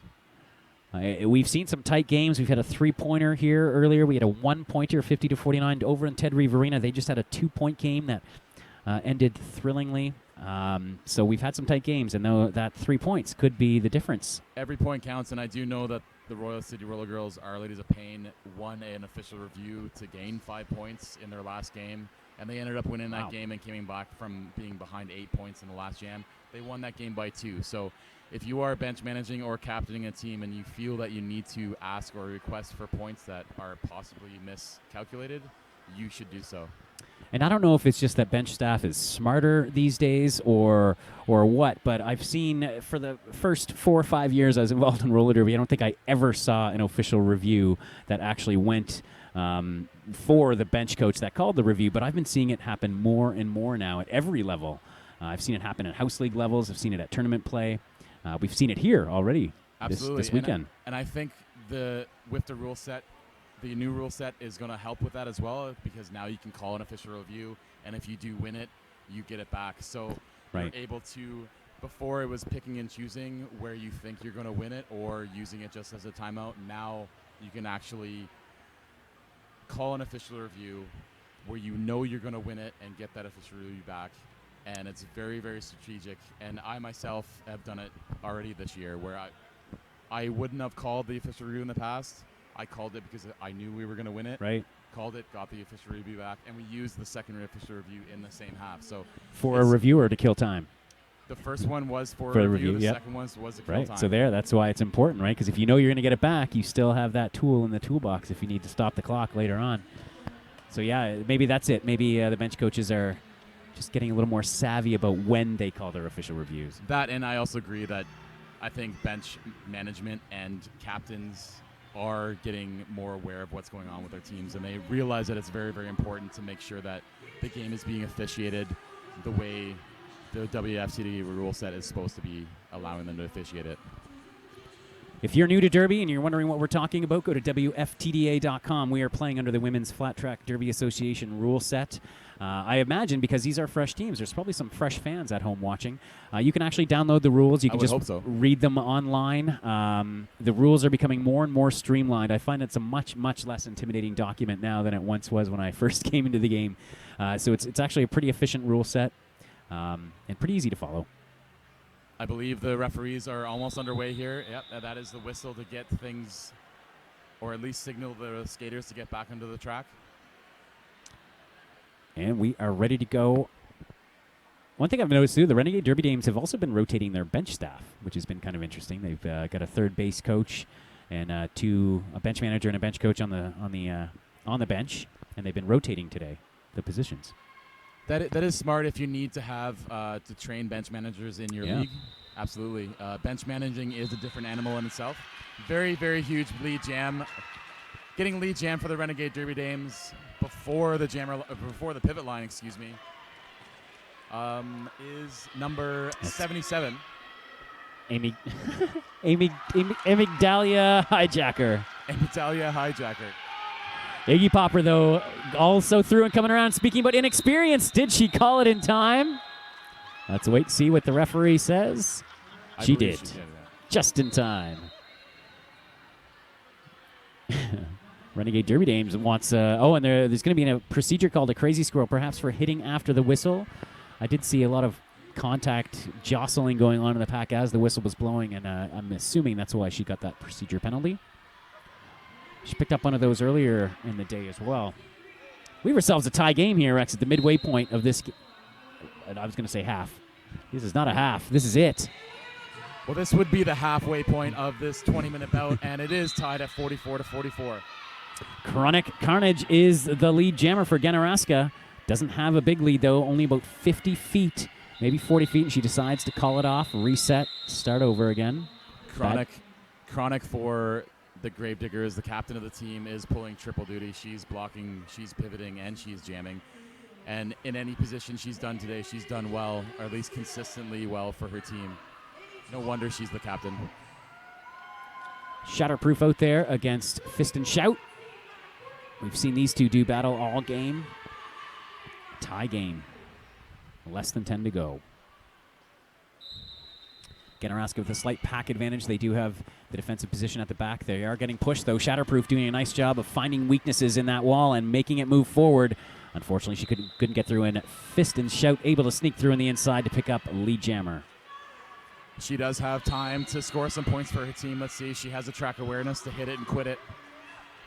And there is a lot of Ganaraska skaters at the back of that pack. Crazy Squirrel coming back on the track, though, is an exposed point. Oh, and I think Shatterproof was able to sneak in. And 4. 4 points to 2 is a big pickup for the Renegade Derby Dames. And a stolen points as well, so makes them all the sweeter. Absolutely. When you're hitting and quitting it there at home, you need to start hitting your hips just before you start getting those points. Yep. Risk getting none more than risk losing 4. Absolutely. Jammers are released. Iggy Popper once again on the outside. Gets knocked out. Tries to re-enter quickly. She did. Bad decisions could hold her long enough, though, to allow her jammer to get through. Iggy Pop right on her tail. Going to be a jammer race coming up on the first straightaway. And the Dames call it off. I was hoping for some jammer on jammer action, but it seems that both teams are content with making these packs slower today. It seems to be a strategy that is developed in Derby over the years. It has its advantages and its disadvantages, and if it's used properly, it can definitely benefit your team. Penalty boxes are, I was going to say they're empty. They've just switched. Now it's a 4-3 pack advantage for the Renegade Derby Dames. And they also have the defensive position once again. Jammer's released. Oh, and Chronic Carnage just powering her way through the middle. Is your lead jammer. That is the safe route that jammers need to take most times. Blockers, once they start to get smarter, will give the inside and outside line to teams or to other opposing teams' jammers. Oh, and Carnage runs into her own skater, goes down hard on the inside. You're going to have to watch it. I think this will be another pickup from Renegade Derby Dames, and they did. They picked up 4, and I believe that is positive points for Renegade Derby Dames, even though they were not lead jam. No, and I'm trying to see 4-3. So once again, yep, outscoring the opposition. The last 2 jams, Gravediggers had lead jam and have gone negative points by 3. Yeah. That could be the story of this game as it remains close. 7 minutes to go. Still lots of time on the clock. We've seen teams, again, this is the Fresh and Furious turn. We've seen teams completely fall apart in the last 5 minutes of games. Anything can happen. Well, I believe that's when the emotions really start to take effect on blockers with less experience or jammers, anyone on the team really. Oh, Fist and Shout, speaking of powerful jammers, just powered her way through. And Shatterproof, who's also had a very successful game, having a harder time on this jam, gets locked up. Oh, big collision on turn number 2 as Fist and Shout comes into the into the pack to pick up points. Shatterproof gets through. It's okay, Nerd. It's been a long, long day, and we've done a lot of games today. Already my tongue is getting all tied. 4 points picked up. Another lead change. 53-52 now. Ganaraska slipping back into the lead. And it seems like Renegade is content with giving the Gravediggers the jammer line, or at least the defensive position closer to the jammer. I don't know if it's being successful for either team because the score is 53 for the Gravediggers and 52 for the Renegade Derby Dames. Oh, nice work up front by the pivot, working with Iggy Popper. But Iggy Popper takes all of those hits from Crazy Squirrel and is able to stay on the outside line, hugging that corner, making sure that she doesn't take a correct track cut. Although Darlington Stripe was able to catch up and is going to steal at least another one. No, 3 points stolen. I believe they're showing a 3-3. Yep, 3-3. Wow. Nerd. Oh, I guess there is one in the box. So it was 2 stolen and then 1 point picked up for the penalty box point. If you can hear that at home, one of the referees unfortunately took a spill, and whenever that happens, People Derby cheer. fans love it. I think probably any sport. Fans of any sport probably love it. All right, and we are off again. We are into crunch time. 5 minutes to go. This is when the mettle of these two teams will be tested. Casson Crunch is jamming for the Renegade Derby Dames. Almost came back in out of bounds. She tried to take that inside line, but the Gravediggers stuffed it up for her. She could not quite get through, recycling her to the back. And Chronic Carnage is able to pick up lead jammer.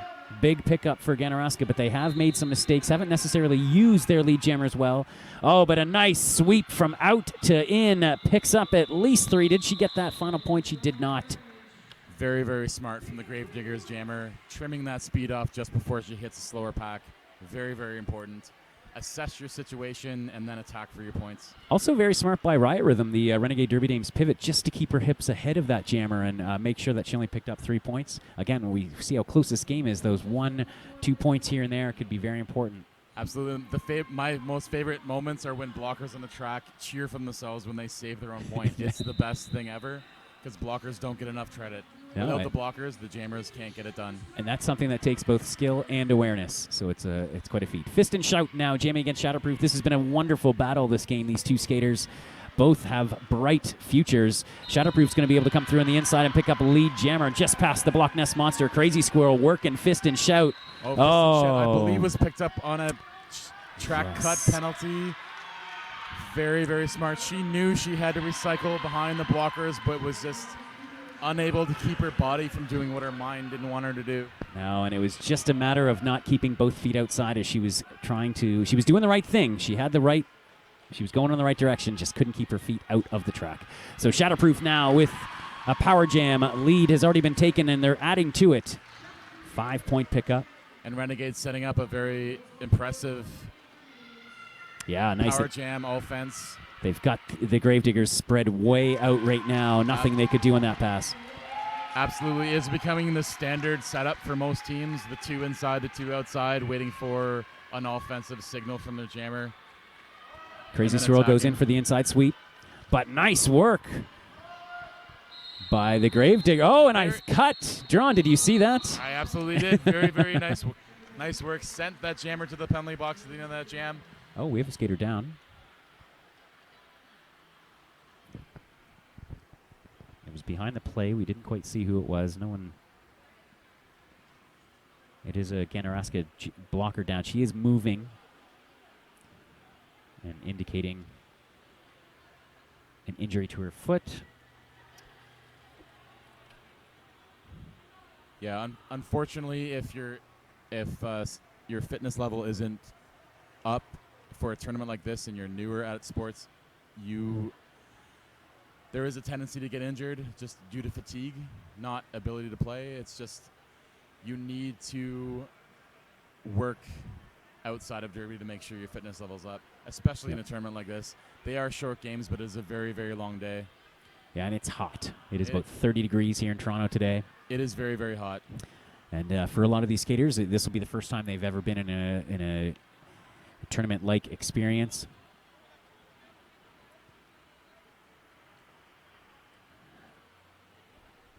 All right, so just to keep you updated, if you are watching this, things have taken a little bit of a shift. We had a long injury timeout earlier, and that's meant we've had to shift our schedule a bit. So hopefully you've been able to keep track. We are watching game number 20, the Renegade Derby Dames against the Ganaraska Gravediggers.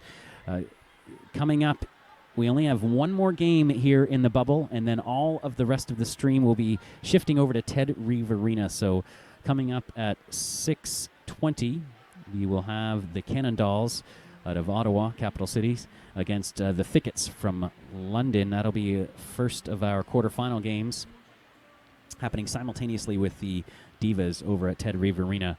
And then, as I said, after that 6:20 game, all games will then shift over to Ted Reeves. To Ted Reeve. And unfortunately, I'm supposed to house announce for the 6:20 game, so I'm hoping that the skater for the Gravediggers is in good shape. She's moving around quite a bit. She does have her skate off now, so it's obviously an ankle or lower leg issue. I don't want to speculate too much, but no. And again, I just want to give a shout out to any of the medical personnel that comes out and helps out with Derby events. These events, I don't know if they know, don't happen without you. You have to have them on site in order for bouts like this to happen, especially for tournaments. It's very, very important. So I know a lot of them do it for volunteer hours, and it's a great thing. Yeah. This weekend we have St. John's Ambulance helping out at both tracks here, the Bubble and Ted Reeve Arena. Big thanks to them. Also, we should thank our sponsors, the Mill Street Breweries, for producing great beer and also for sponsoring our jam line tonight. Absolutely. I'm enjoying a beverage myself of that variety, and I'd also like to give a shout out to Monster Muffin, another one of our sponsors for this tournament. And finally, Zach's Brews Cream. Zach's Brews Cream is sponsoring the penalty boxes this weekend. Big thanks to Zach's, obviously very appropriate sponsor for a roller derby tournament. I think some skaters are going to go home with some bruises here. I think all skaters go home with bruises after a derby bout or a derby game. Excuse me. I'm no longer allowed to say about. Oh, right. Yeah, I think everyone still calls it about. All right, now coming up, we can tell you a few more things about this tournament. If you have been watching, of course, we do a double elimination opening round, and then we move into single elimination knockout round. The quarterfinal, few teams have already made it. The Divas from Toronto Roller Derby made it right through with 2 straight victories. They'll be playing at 6:20 over at Ted Reeve Arena, and at 5:40, the South Simcoe Roller Rebels also advanced straight through to the quarterfinals. Both those teams are awaiting their opponents. We already know of one quarterfinal matchup, the Cannondalls. That'll be coming up next here on this track. Will be taking on the Thickets. So Cannondalls coming from Capital City, from Ottawa, and the Thickets coming from London. London's Forest City Derby Girls, so that'll be a great quarterfinal showdown. And then Les Bouches are actually awaiting either Our Ladies of Pain or the Derby Debutantes. No. I believe it is Our Ladies of Pain. It is Our Ladies. That game already happened. That game by 2 points. That's right. Thank and you. Our Ladies of Pain will be in tough against Les Bouches. The defending champs. Well, you were part of that team, actually. We have had one Royal City team make it all the way to the final 2 years ago. They defeated the Divas in the semifinal and then ended up losing to the Smash Squad in the final of that year. That's right. We had a very, very strong fresh meat intake that year. A lot of previous sports background in the skaters, and a lot of them took the sport early on and quickly. So That does help when you are sending a fresh meat team to these kind of types of tournaments. And a lot of those skaters have gone on to become your travel team skaters now, right? Absolutely. I think one of the most important things in most leagues is their fresh meat. If you can develop from that level, or if you have a junior roller derby and you start them at that level, then by the time that they're ready to compete at a high level or a charter team level, they already have the game knowledge. They usually already have the skill set, and it's just about honing them with the players that you already have in place. And hopefully, going into next year, Royal City will hopefully be full WFTDA members. And when that happens, I think it will solidify the fact that we are a team in Ontario that is up and coming, and as well as other teams in the region. Yeah, we've got a lot of WFTDA leagues. Renegade Derby Dames here are one of them. Windsor Border City is another charter team for the WFTDA. And the hosts, the GTA Derby RollerGirls, are also full WFTDA team as well. And I'm sure you all know that the Rideau Valley, Tri-City, and Torrid Howell have to. But they get enough. They get enough shoutouts. Yeah.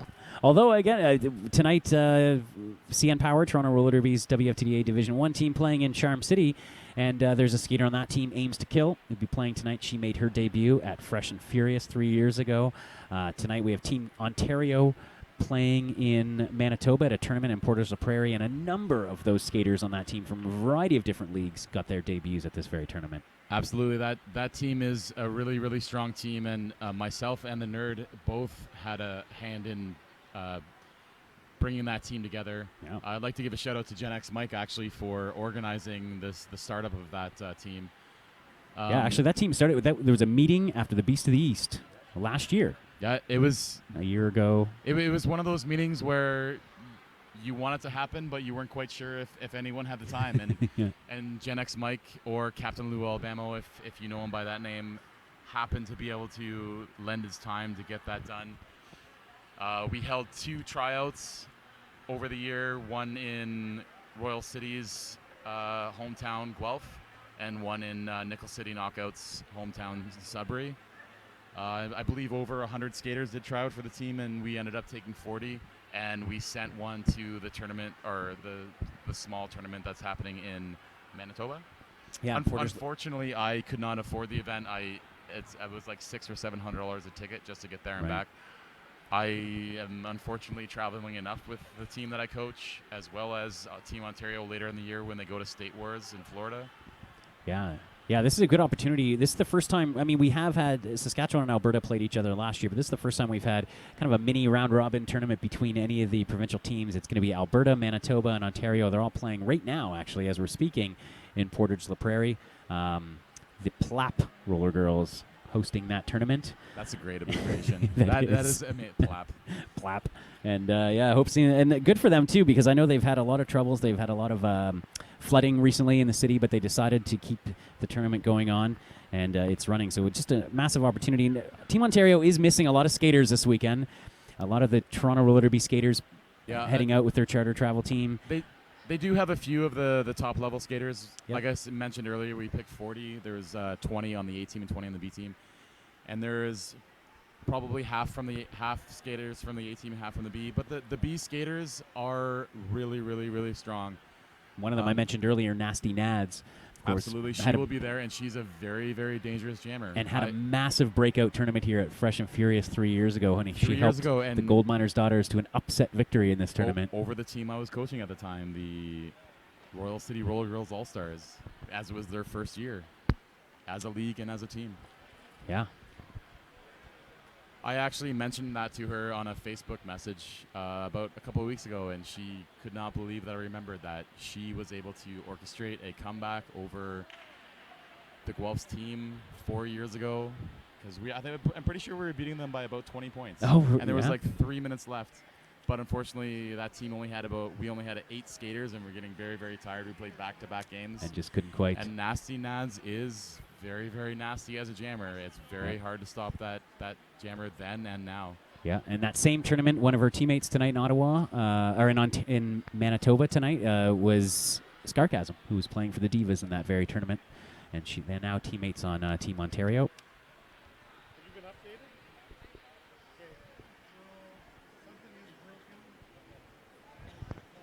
That's correct, nerd. Team Ontario, if you didn't hear me earlier, will be a part of a tournament in the U.S. called State Wars. Apparently, it is going to be a tournament with a lot of the states being involved in the United States and Ontario because we're good enough to play in the State Wars, I guess. If all is successful, there will be about 40 teams at this tournament. And if you happen to be in the area of Daytona Beach in November, you should try and make it out to the State Wars tournament. All right, I do have an update here. We do have, unfortunately, another fairly serious injury. The skater has, the MTs have, they're saying that she has suffered a break. We haven't heard what kind it is, but there is a break, and they have decided that they want to call an ambulance to have her taken away. So once again, we're going to have to wait for the ambulance to arrive, and we're not going to be able to move forward until that happens. So we're taking an indefinite pause in this game and in our boutcast. The last time we talked for 30 minutes of the 1 hour break, and we're not going to do that to you now. Oh, I will. I could talk to you for 30 minutes about RollerGirls. Yes, but I don't know if I want to do it on the microphone right now. No. It is unfortunate that skaters do get injured, and I hope that is not as severe as people think. And I should say she is in good spirits. She's talking.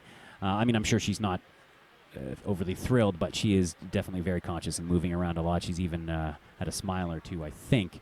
But unfortunately, we are going to have to take an injury timeout. Absolutely. So we're going to call this one for now. There's 2.5 minutes left in this game. Please stay tuned. We'll come back shortly with and update you with whatever information that we have. And again, Derby Nerd, thank you very much for my second streaming bouts. I hope that we're able to get back to this. Yeah, do it again. Absolutely. All right. So you are watching Fresh and Furious 2014 live at Ted Reeve Arena.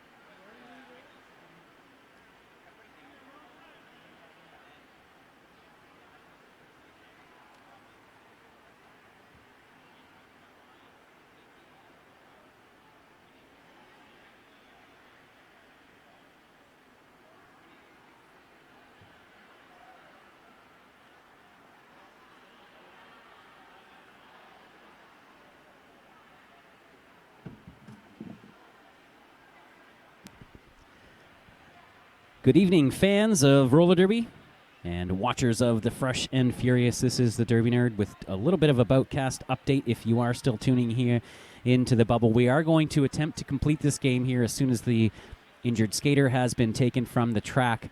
An update, though, that this will be the last game at the bubble. So if you were expecting to watch the Cannondalls versus the Thickets, so if you're a Capital City fan or a Forest City Derby Girls fan, you're expecting that game, it will be happening, but we're going to shift it over to Ted Reeve Arena. So the 6:20 game number 23 on your schedule, if you're following at home, between the Cannondalls and the Forest City Thickets, will be moved to the Ted Reeve Arena stream.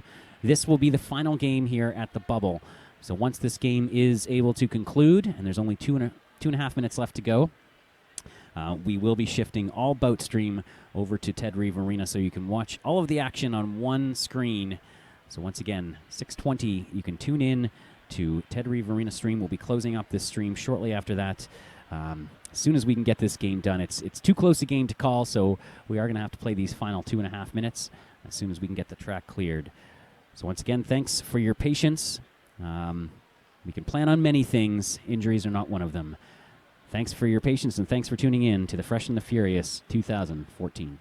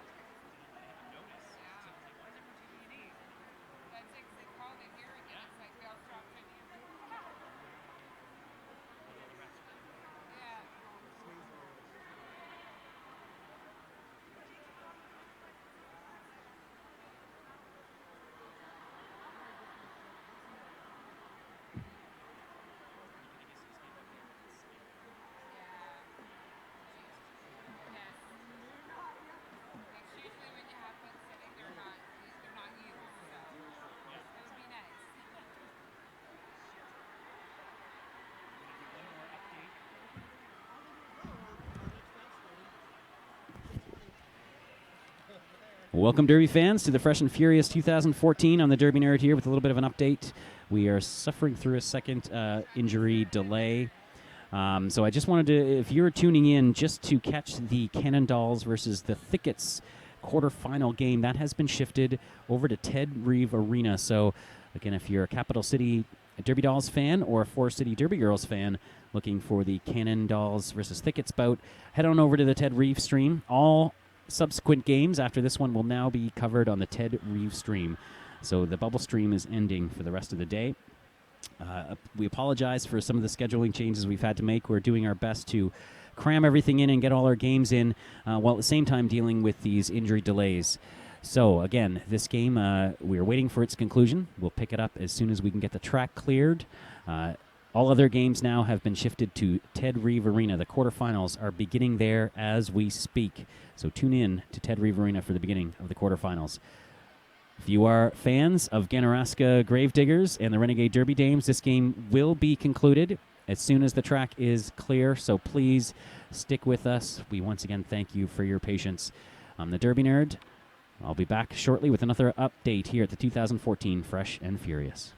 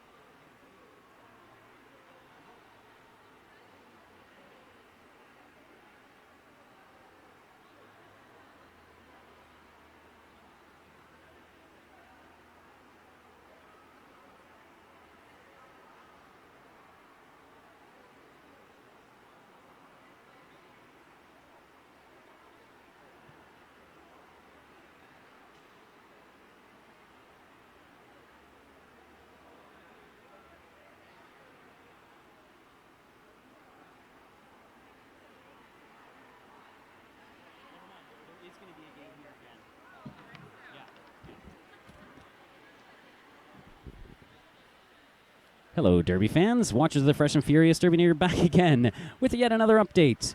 The Cannondalls and Thickets, if you've already gone over to the Ted Reeve stream, are not underway there. There is another quarterfinal game underway there. We believe that the ambulance is coming here shortly and will clear this track shortly, so we are going to get one more game in here. The Cannondalls and the Thickets are coming back to the bubble. Again, sorry for all this confusion. We're doing our best to get as many games in as we can and try and work the schedule with our two tracks so that we do get all of the necessary games in. The Thickets and the Cannondalls had gone over to Ted Reeve to warm up. They just getting word that they've been told to come back here, and indeed I'm now seeing them filter back into the bubble. So that game will be here at the bubble coming up as soon as this one is concluded. Unfortunately, we can't be more specific than that. So just stay tuned to both of these streams. This track is being cleared as we speak, so it should be maybe 5 to 10 minutes away from getting underway. We will complete this game, 2.5 minutes to go, and then we will jump into the quarterfinals here at the bubble. So we do have two more games coming up. Cannondalls and Thickets are on deck. They've come back into this building and are warming up, and they're actually on the screen. You're seeing the EMTs heading across the track with the stretcher to remove the skater. So we will be able to get underway here in the bubble shortly. Once again, we want to thank you so much for your patience and sticking with us through these challenges here at the bubble. Also, a little bit of an update on an earlier injury that we did have from the Renegade Derby Dames. We did see a skater go down and be taken to the hospital and misbehave. And we just got word that she's already out of the hospital. She is fully casted. It was not. It was just a regular fracture. There was no separation, so no surgery needed. So any Renegade Derby Dame fans who are wondering about an update there on your skater, she is out of the hospital already, and it's just going to be 6 to 8 weeks, and she'll be back on her skates. So that's some good news. And once again, we will be getting this game concluded probably in about 5 to 7 minutes now. So stay tuned, and we'll be back to call the action for you. And then after that, we will have quarterfinal showdown between the Cannondalls and the Thickets. Thanks again for tuning in to the 2014 Fresh and Furious.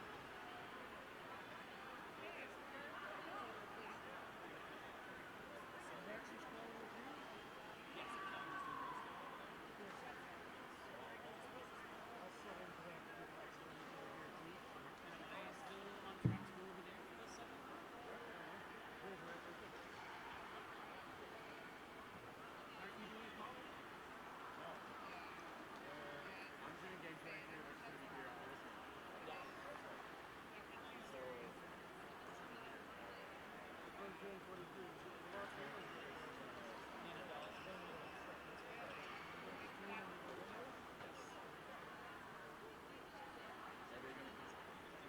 do the last. Finish round.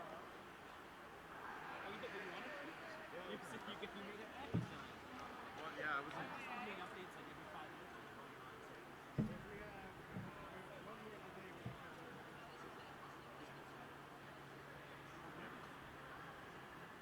I know. They can do it by point differential.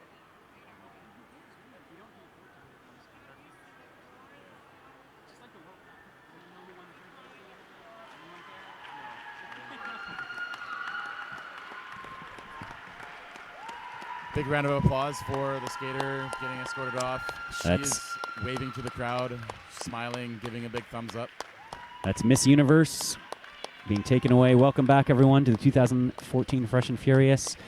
Thank you again for your patience. We're going to finish this game. And Rex, you made it back just in time. We thought we'd lost you. I thought I lost myself as well. I was sent over to the Ted Reeves to do a house call there, but things got corrected on this end, and I'm going to be here for this game and then house calling for the next game.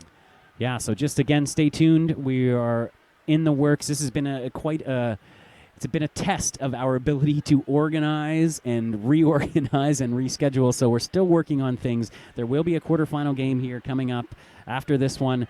And, of course, Ted Reeve Arena, the quarterfinal, should already be underway there.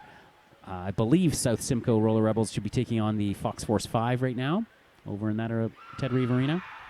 I hope you are correct. When I was over there, I did see the Divas warming up, so it's quite possible that a Divas bout is Now, I going believe on that right game's been flipped because the Divas are waiting for the winners of this game. now. I stand corrected to the nerd, and that's rightfully so, because the nerd knows his derby. Well, in this case, I'm sitting in front of the bracket, so I have that slight advantage. No, yeah, the Divas that were scheduled to play at 6:20, but obviously that game got bumped because they were waiting for the winners of this one, which is just about to finish. 5 seconds are raised by the jam timer.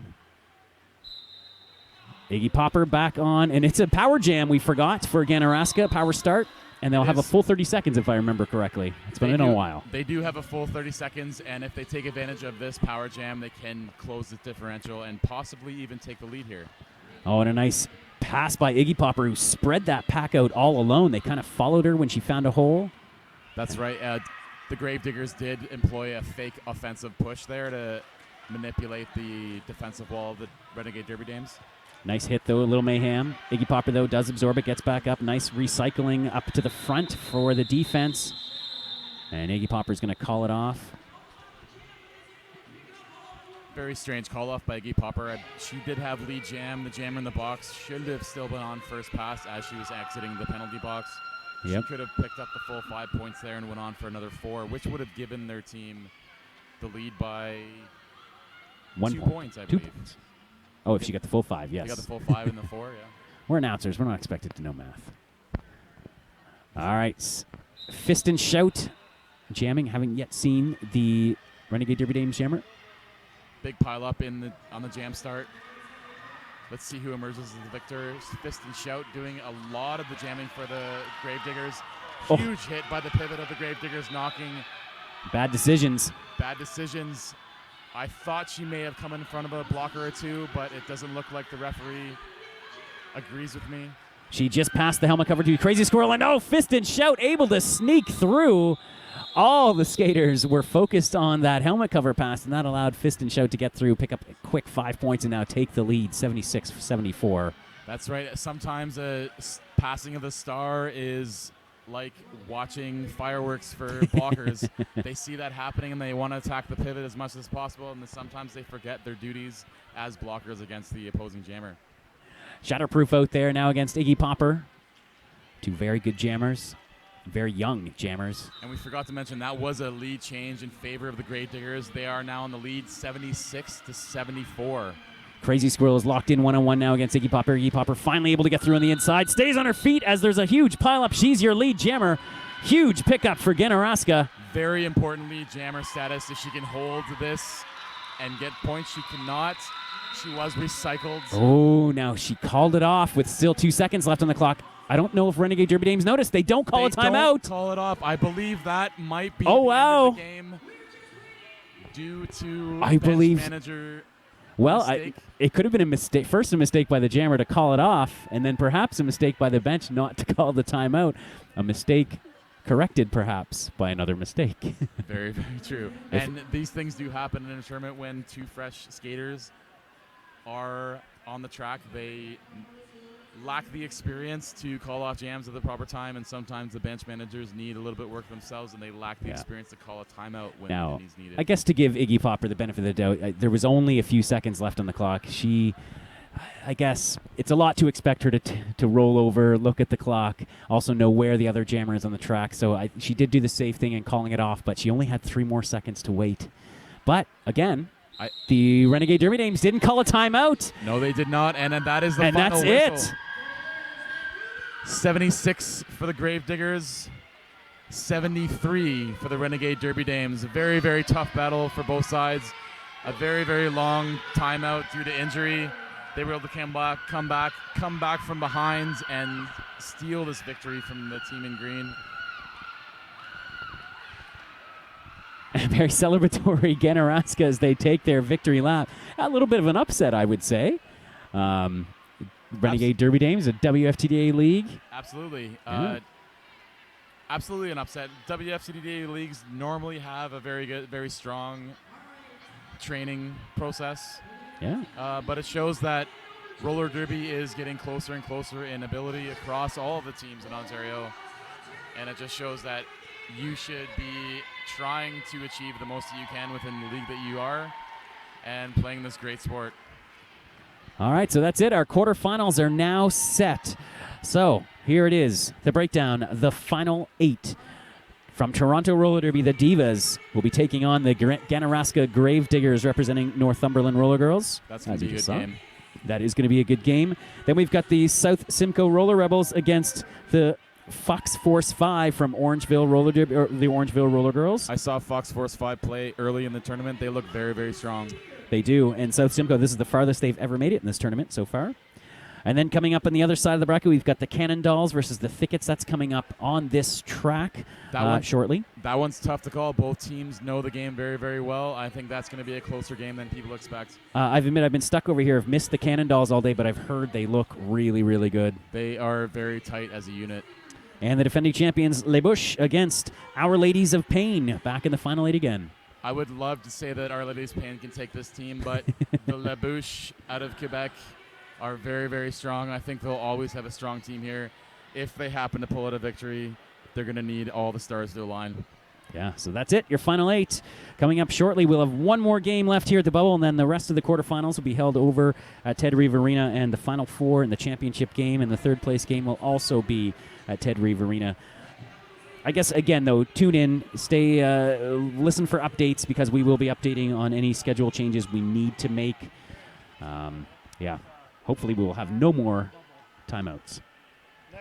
Absolutely. Derby Nerd, Yep. appreciate this live streaming with you. Yes, you too, Professor X. Have a good night. You too, and thanks for tuning in to the Fresh and the Furious 2014. Thank you again for your patience. Coming up here at the Bubble, the final game of the day from the Bubble, Thickets versus Cannon Dolls.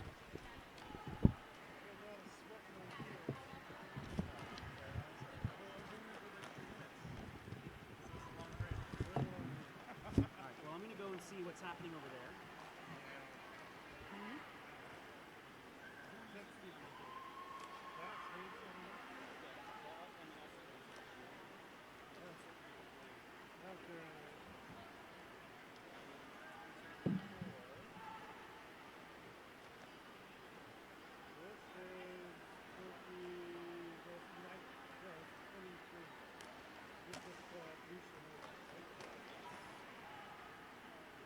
So they got you over there announcing, right? You're announcing this one?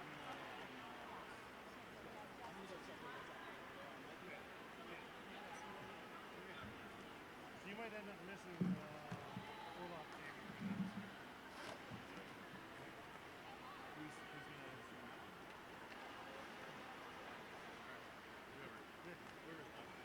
Yeah.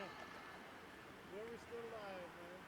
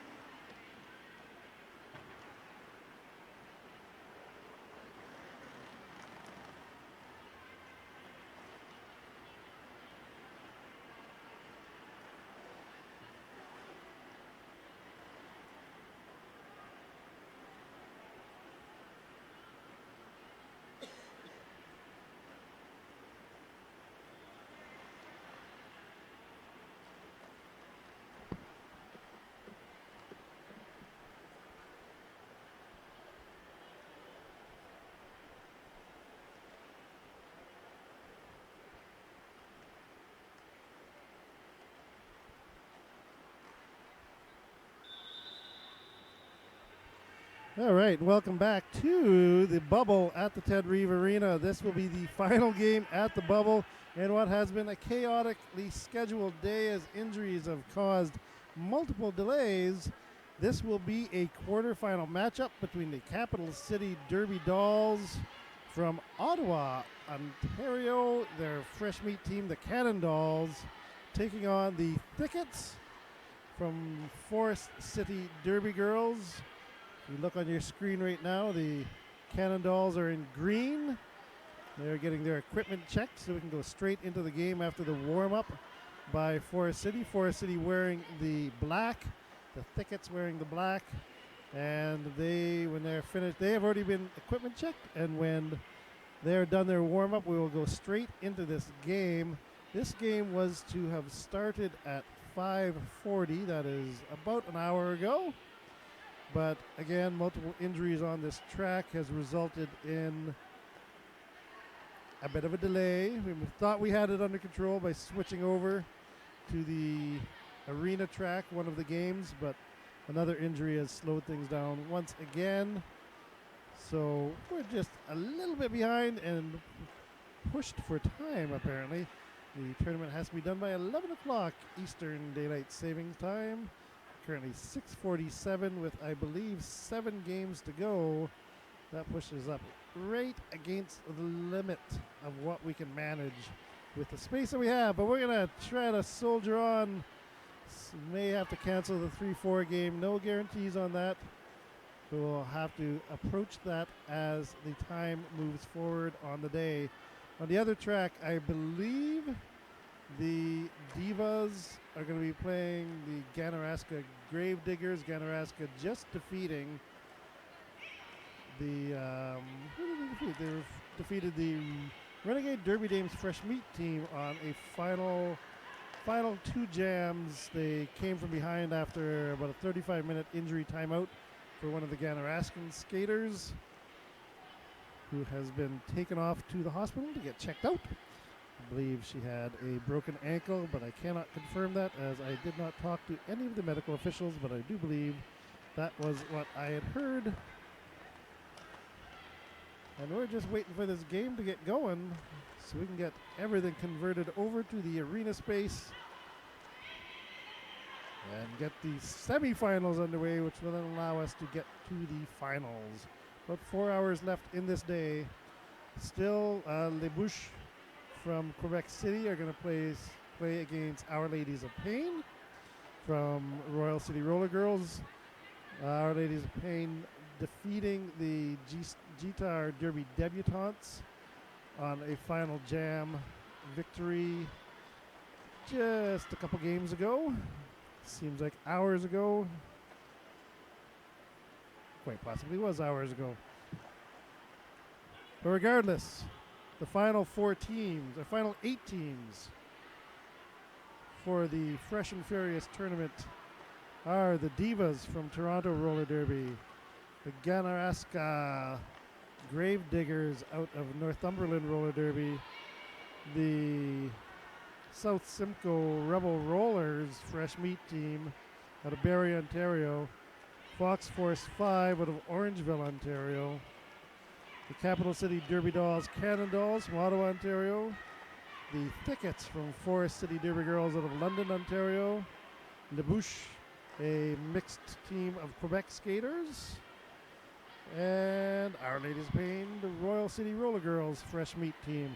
Now we have had one quarterfinal played already, and that was South Simcoe Rebel Rollers against Fox Force 5 from Orangeville, and the South Simcoe Rebel Rollers won that.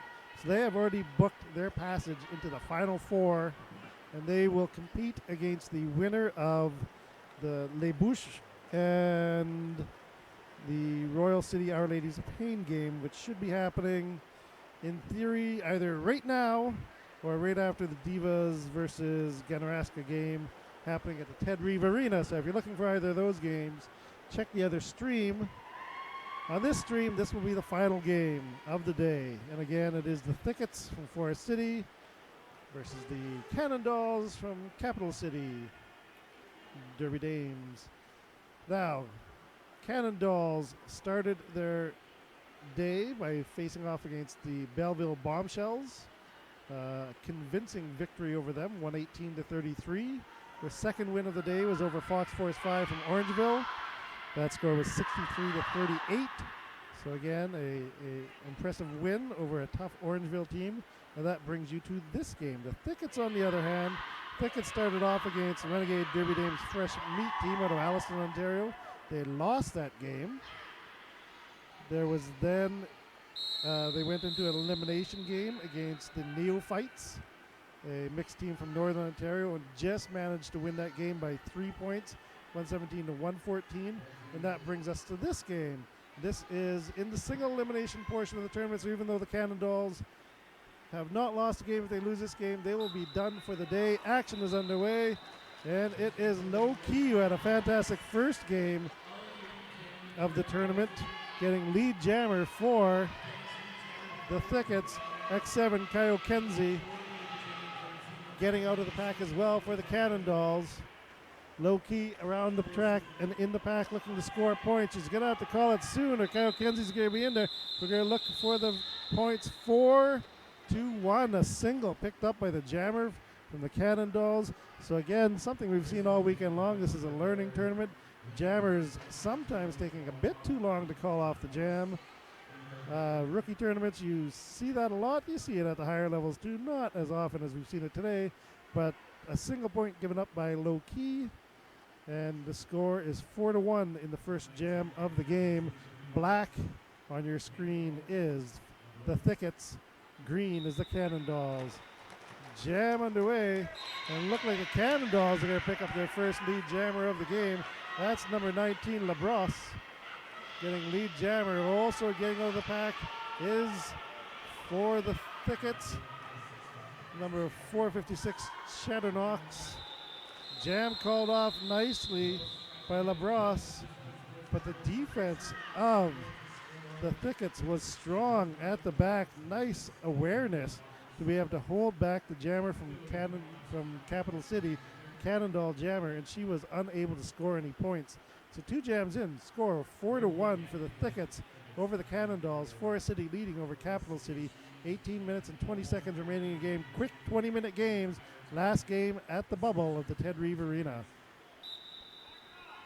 Jam underway, and once again, Low Key is taking the star. She had completely stripped her toe stops in the last game and had them fixed in between games, so should have a bit more ability to push on those toe stops. She's going to get lead jammer. Also getting on the pack just behind her once again is Kamikaze for the Cannondals. So it's going to be a race to the back of the pack. The low-hanging fruit at the moment is from the Thickets. So there's going to be a decision made by Low Key whether she's going to call it off or make a break for it. No, Low Key showing some nice awareness, getting some assistance from the bench as well. Both Torque and Brad and Bad Pitt are on the bench for the Thickets. Over on the Cannondals bench, I believe it's Delicate Flower and Hot Mess Jess, veterans of the Dolly Rogers, the travel team for Capital City. Capital City now a WFTDA apprentice team, so congratulations to the Ottawa team. And Forest City is full WFTDA members now, playing for ranking points. I believe they're in the 150s right now in the WFTDA. Jamming away in Nightwing, taking the start for the first time in this game, has jammed a lot today, getting lead jammer, getting encouraged by her bench to skate faster as Kyle Kenzie is coming up quickly on her. She's gaining fast. Nightwing crashing the back of the pack. We have to see if there's anything as a result of that. 2 points for Nightwing. She was down hard. Jammer F came over to make sure that she was okay. The answer was, yes, I'm fine. Let's keep the game going. No points for Cannondals. So black over green, 6-1. Forest City leading over Capital City. I'm Captain Lou Obama. If I haven't introduced myself, I have a feeling I've just been jabbering for the last 10 minutes without saying who I am. Hi, everybody in Roller Derby Land.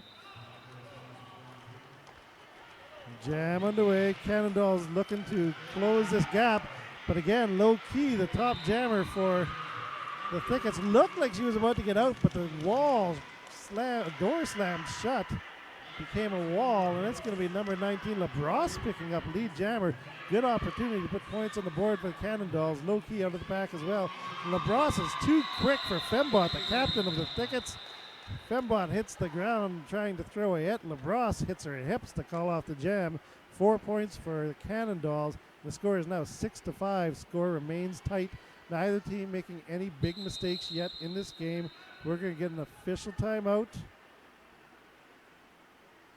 by the head referee, black and right. Again, this is a learning tournament, both for the skaters and officials, NSOs, sometimes for the announcers as well. We've had a lot of new voices on the air. It's been fun to bring them to you. It's been an entertaining day. A little chaotic with the injuries, changing up the schedule. So if you were watching the schedule and trying to figure out when your team was on so you could cheer, I imagine that was a little difficult all day long. It's going to get easier. We'll be heading over to Ted Reeve Arena after this game. And one of these teams will be heading to the semifinals. Number 69, Kamikaze, picks up lead jammer for the Cannondals. Chatternox is out of the pack as well. So Kamikaze is going to have to hit the pack hard and pick up those points. Cannondals are at the back of the pack, slowing it down, trying to make sure that Kamikaze can pick up points. Hits the back of the pack. She's knocked to the inside, calls it off. 2 points for each team. So again, those late call-offs continuing to plague jammers in this tournament. Kamikaze was hoping to take the lead on that jam, but instead delaying 1 or 2 seconds results in Chatternox able to get into the back and equal the score. So the score is 8-7 for Forest City over Capital City now. Forest City remaining in the lead, 14 minutes and 35 seconds remaining in the game. Another jam underway. Nightwing knocking the... Oh, sorry, it's Low Key. And it was actually Kenzie knocking Low Key out of bounds and quickly back in. And Low Key being knocked out of bounds again, this time by the pivot from the Cannondals. Nice work on the pack, part of the pack for the Cannondals, keeping Low Key in that pack. Kyle Kenzie coming around and looking to score. She's getting second to the back again. Swing and a miss by Fembot. Inside is open. Kyle Kenzie takes it. And that's going to be 5 points. Lead change for the Capital City Derby Dolls. Cannondals, the fresh meat team. Inside line open again. Gotta watch that inside line. That's where all the points get scored. Nice uniform whip by Low Key off a Dixie check. Finally getting out of the pack. Kyle Kenzie has picked up 2 double grand slams, or 1 double grand slam, 2 grand slams, making it a double. Picks up 4 on that final pass, so a 14-point jam by Kyle Kenzie of the Cannondals. Breaks this game wide open with a 13-point lead for the skaters from Ottawa.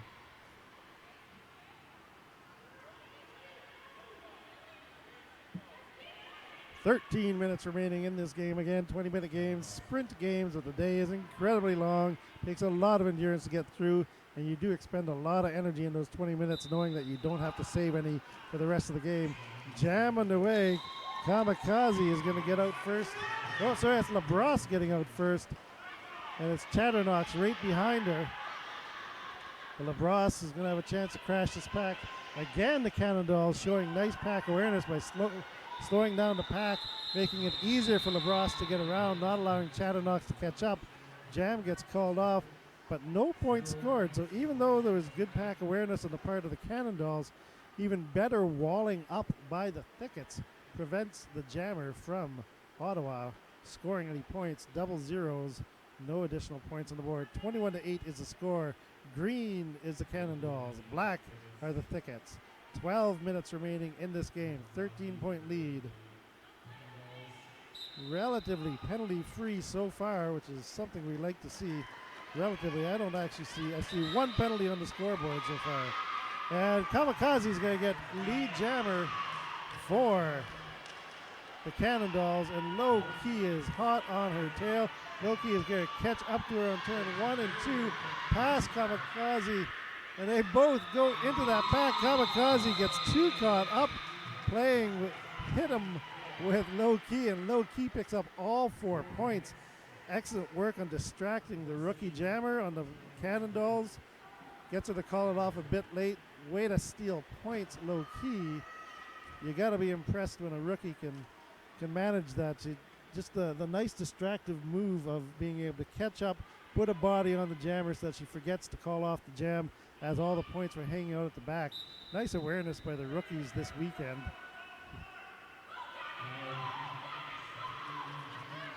Jam is underway. It's Kyle Kenzie getting lead jammer once again. Nightwing being smashed to the outside by Smackness Evermean. And another big hit by Smackness, but Nightwing can find the inside line. No, a final hit by number 2. That is Applesauce. And she has to reset once again. It's a great defensive work by the Cannondalls this time around. Getting through and picking up 5 points for the Cannondalls, Kyle Kenzie. She continues to skate. Nightwing calling for help as she is getting beat up in that pack. Enough distraction occurs. And what went from a relatively penalty-free game went to a bunch of people heading to the box. Jam gets called off, but not before Kyle Kenzie puts 4 more points on the board. That'll extend the Cannondalls' lead to 18 as they are at 30 and the Thickets are at 12. 10 minutes and 10 seconds remaining in this game. Again, the winner of this game will move on to the semifinals. They will face the winner of the Divas versus Generaska game, which theoretically is playing right now over on the arena side of things.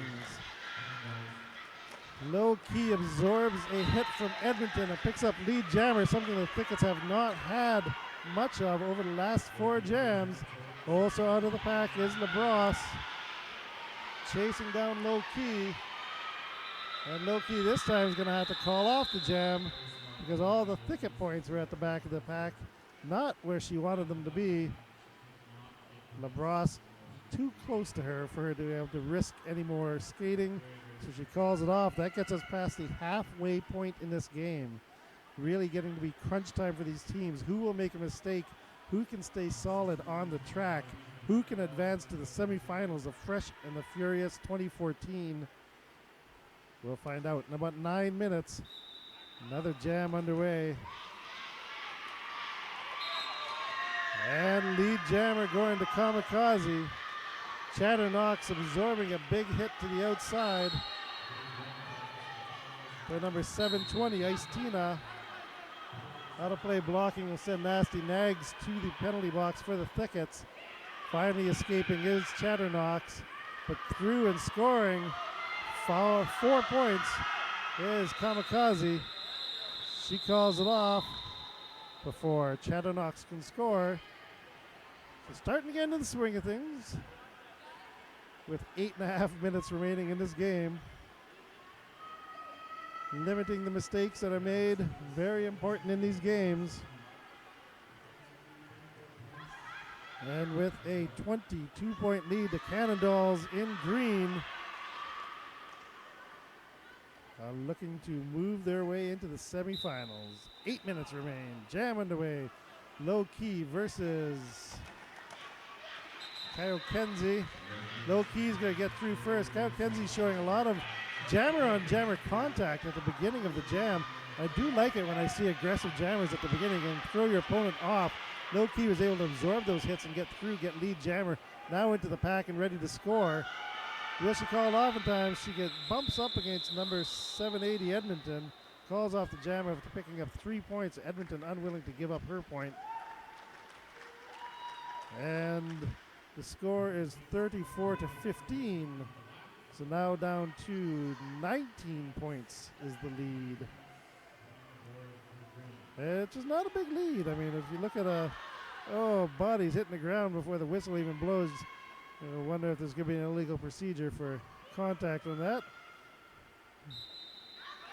The referees are going to let it go. Chatternox is going to get through first, number 456. She's getting chased by LaBrosse, though. I think LaBrosse will be able to take her on turns 3 and 4. Nice little bump, and now a harder bump as she's fired towards her bench. Didn't even have to change her trajectory. That little hit sent her directly to where she wanted to be as she called off the jam. No points added to the Thicket side of the scoreboard, but they keep the Cannondalls off the scoreboard as well. 34-15 is the score. 19 points separate the teams. 6.5 minutes remaining in the game. Green is the Cannondalls. Black are the Thickets from Forest City. Cannondals from Ottawa with the Capital City Derby Dames. Another jam on the way, low key, going up against. It is Kamikaze again. Kamikaze will get through first. Low key hot on her tail. Last time these two were out there, low key was able to steal 4 by catching up to Kamikaze. Thickets getting their points to the front wisely. That's going to get Kamikaze to call off the jam. Not going to make the same mistake twice. Good on her. Good rookie awareness. And a timeout called by the Thickets from Forest City. They need to reset with 5 minutes and 55 seconds left in this game. There's lots of time for them to get back into it, but they need to have a plan. They need to be able to execute that plan. Otherwise, this will be the last game of the day for the Thickets. Cannondals have done well. They had a little stumble at the beginning of the game, but for the most part have had the majority of the lead jammers, and their pack work has been very strong. So they need to do more of what they've been doing to keep Forest City off of the scoreboard and keep their lead at 19 points. Again, both these teams have played 2 games already today. Both rather tired. It has been a hot day in downtown Toronto, out in the Danforth area.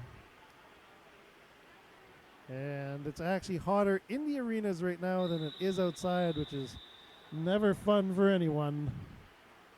If you know what's going on outside, you know that you're suffering inside. Humidity in the bubble arena has not been as bad as it is in the actual Ted Reeve Arena. We also have a sport court here as opposed to a polished concrete track there, so wheels have been an issue all day, and the bubble teams may be at a bit of a disadvantage as they move over there after this game. Right now, Kyle Kenzie picking up lead jammer as Nightwing is still trapped in pack. Nightwing is going to get out past Edmonton, and she'll be able to escape as well, but Kyle Kenzie coming on to the back of the pack quickly. Will the Thickets be able to hold strong against her? A nice little apex jump. Gets past all 4 blockers. 4 fingers in the sky by her. Jam ref indicates 4 points for the scoreboard for her. Nice work. She's going to be someone to watch, I can guarantee, in the future. Capital City, Dolly Rogers are going to be really happy to have her on their team sometime after this tournament. I don't know, maybe she's on the team already. There are some skaters who are playing on the charter teams. Again, Capital City is a WFTD apprentice, but you still have a charter roster, sanctioned roster. Forest City, of course, with Fembot on their charter. Jam on the way, low key, cycling away to the back. Once again, hit out of bounds by number 780 Edmonton. This was Ice Tina in the previous jam. Apologies to anyone in Ottawa who's watching and wondering why I mixed the 2 up. It's number 19, LaBrosse, picking up lead jammer and then calling it off, getting nice and low as she goes to the pack. Picked up 2 points, but more importantly, killed time off the clock. 25 points now separating the teams. 4.5 minutes remaining in this game. We're getting down to do or die time for Forest City.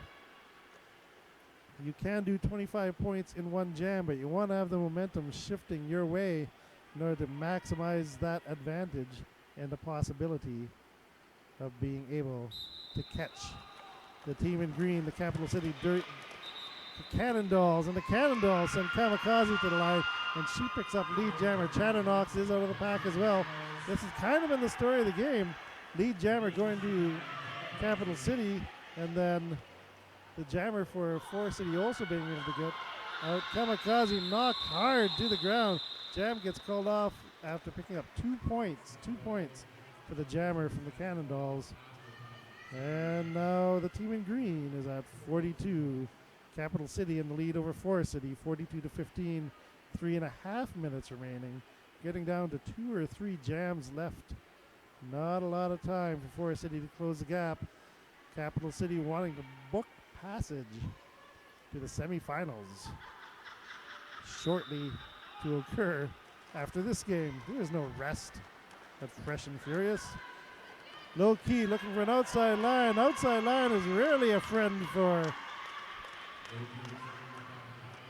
jammers, and Edmonton sends her out and back. but nice recycling by Low Key. And she is almost out of the back. But Kyle Kenzie, who had been cycled all the way back, managed to get her way clear after a penalty sent Fembot to the penalty box. That opened up a line for her. She made it all the way through and picked up lead jammer for her team. Bumps her way through the line. And 4 more points for Capital City. Capital City really making a nice push at the end of the game, not losing focus, doing exactly what they've done all game long, getting lead jammer, holding back the Forest City jammer just long enough so that they can keep her in the pack. They've been getting out, but they haven't been able to get out in a position to pick up any points. And then, the most importantly for Capital City, the jammers have been skating cleanly. And that's allowed them to stay out of the penalty box and not relinquish any power jams. Jam underway. Chatternox going up against LaBrosse. LaBrosse takes a hit from the outside by Nasty Nags. Nightwing also trying to chase her down. They can't keep her in the pack. Lead jammer going to LaBrosse. Chatternox is out. LaBrosse approaching the back of the pack. Comes in on the inside. Nice moves by the Cannondalls. A lot of them taking that inside line until they are just about out of the turn and then quickly sharking to the inside and finding a lot of the rookie blockers from the thickets not standing on that line as they come out of the turn. Something, again, blockers need to learn as they progress in the game. Now with a minute and a bit left, this could be our last jam. We're in last jam territory. And the thickets rolling the dice and switching things up. Hard hits to the inside. That's going to allow Screamsicle to get through first. And in doing so, picks up a track cut. It was her first jam of the weekend, I believe. Has had a great tournament blocking. If she goes to the penalty box, that's going to allow the Cannondalls to get lead jammer. They've got Kamikaze out there. They have complete control over when this game ends, and if they're wise, they will drag the period clock down to 0 and call it off. Kamikaze is in the pack and engaging, absorbing hits, gets out, and picks up 5 points. Power jam is now over. Screamsicle coming out of the penalty box. Jam gets called off. That's going to allow Forest City to call a timeout. Means we get 1 more jam now. The score is 55-15. It is a sizable lead for the Cannondalls. It is not unheard of for 40 points to be scored in a jam, but under the new rule set, it is extremely unlikely. But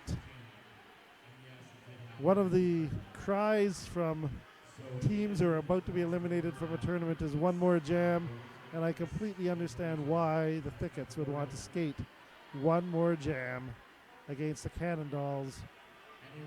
They may not be able to win this game, but they can at least have a little bit more time on the track before their tournament is done. They've had a nice showing this year. It's been great to have Forest City back at the Fresh and Furious tournament. Always good to see rookie teams showing up here.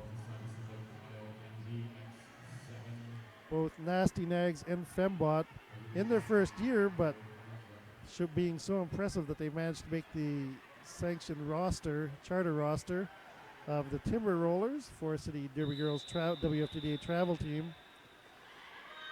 And that's something we've seen a lot these days is skaters with great ability, learning quickly, advancing quickly through the ranks of roller derby.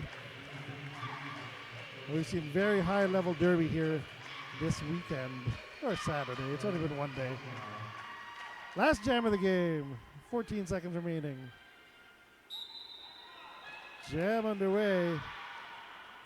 Little bop by Kyle Kenzie. Again, the dice had been rolled by the Thickets. They decided they would put Garth Helgar out there. She didn't get lead, but she did get out of the back. Kyle Kenzie can end this game whenever she wants. The bench is saying call it off. She gets the hands to the hips, not before she gets all 4 Thicket points. And the Cannondalls are going to move on to the Final 4, the semifinals, where they will face the winners of the Divas and Ganaraska Gravediggers game, which is happening sometime either now or next over in the arena space. This was the last game at the bubble, people. Last game at the Ted Reeves Arena bubble. Everything is over on the other stream now. And a victory for the Capital City Derby Dolls, Cannon Dolls rookie team. They move on to the Final Four. Good work on the part of the Thickets of Forest City. They put up a noble effort all weekend long, played a great game, but their tournament is done. I'm Captain Lou Obama. You'll hear me a bit later tonight as other games get closer to being done, as the tournament gets closer to being done. Until then, I'm going to sign off from the bubble at the Ted Reeve Arena in Toronto at Fresh and Furious 2014, hosted by Greater Toronto Area Roller Derby. I'll see you later, people.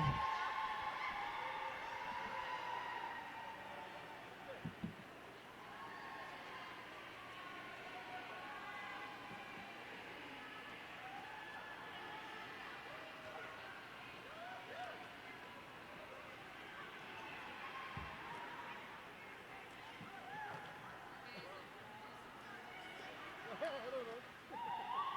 Someone will show up.